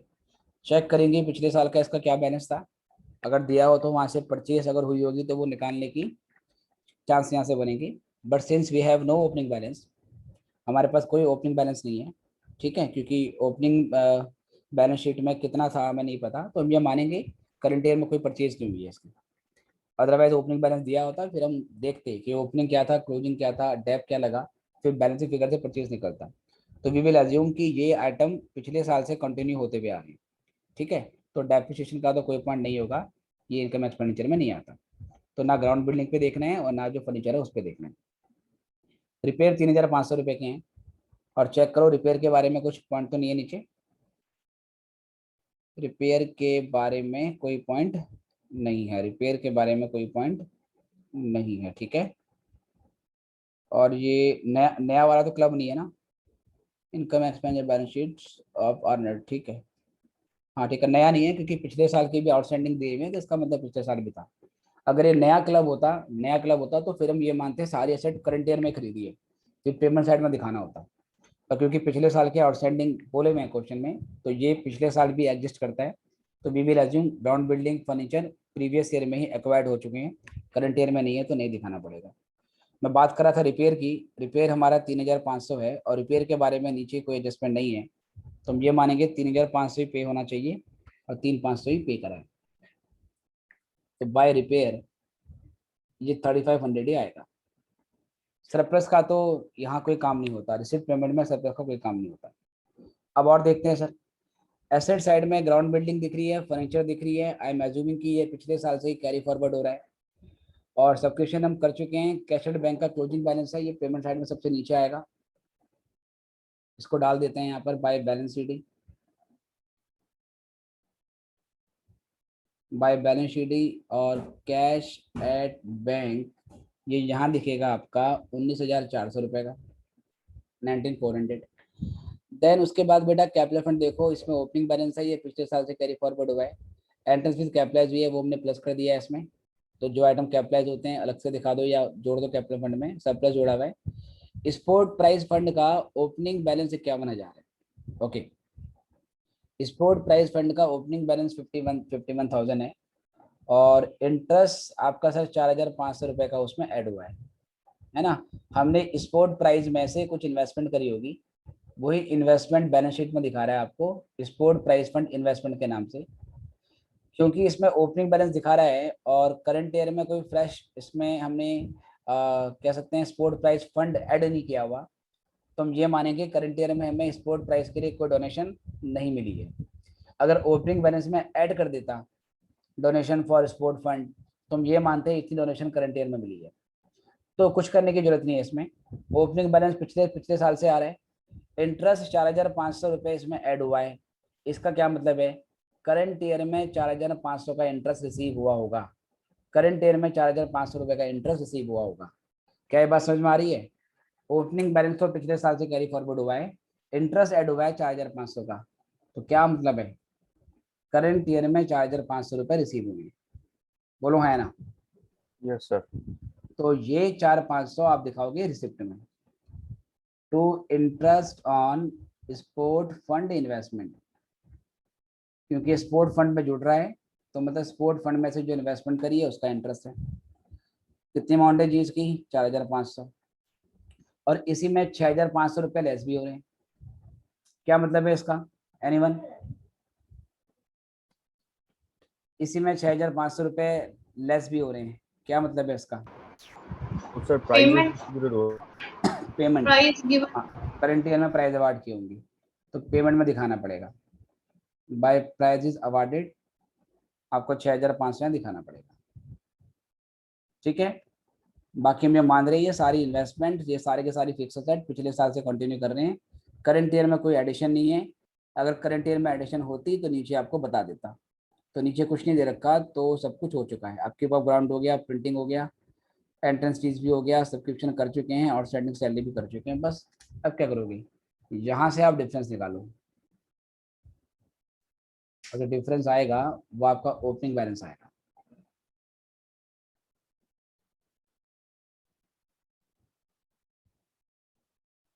बताओ कितना आ रहा है, इसको जोड़ो और यहाँ से ये फिगर निकालोगे एज ए बैलेंस शीट।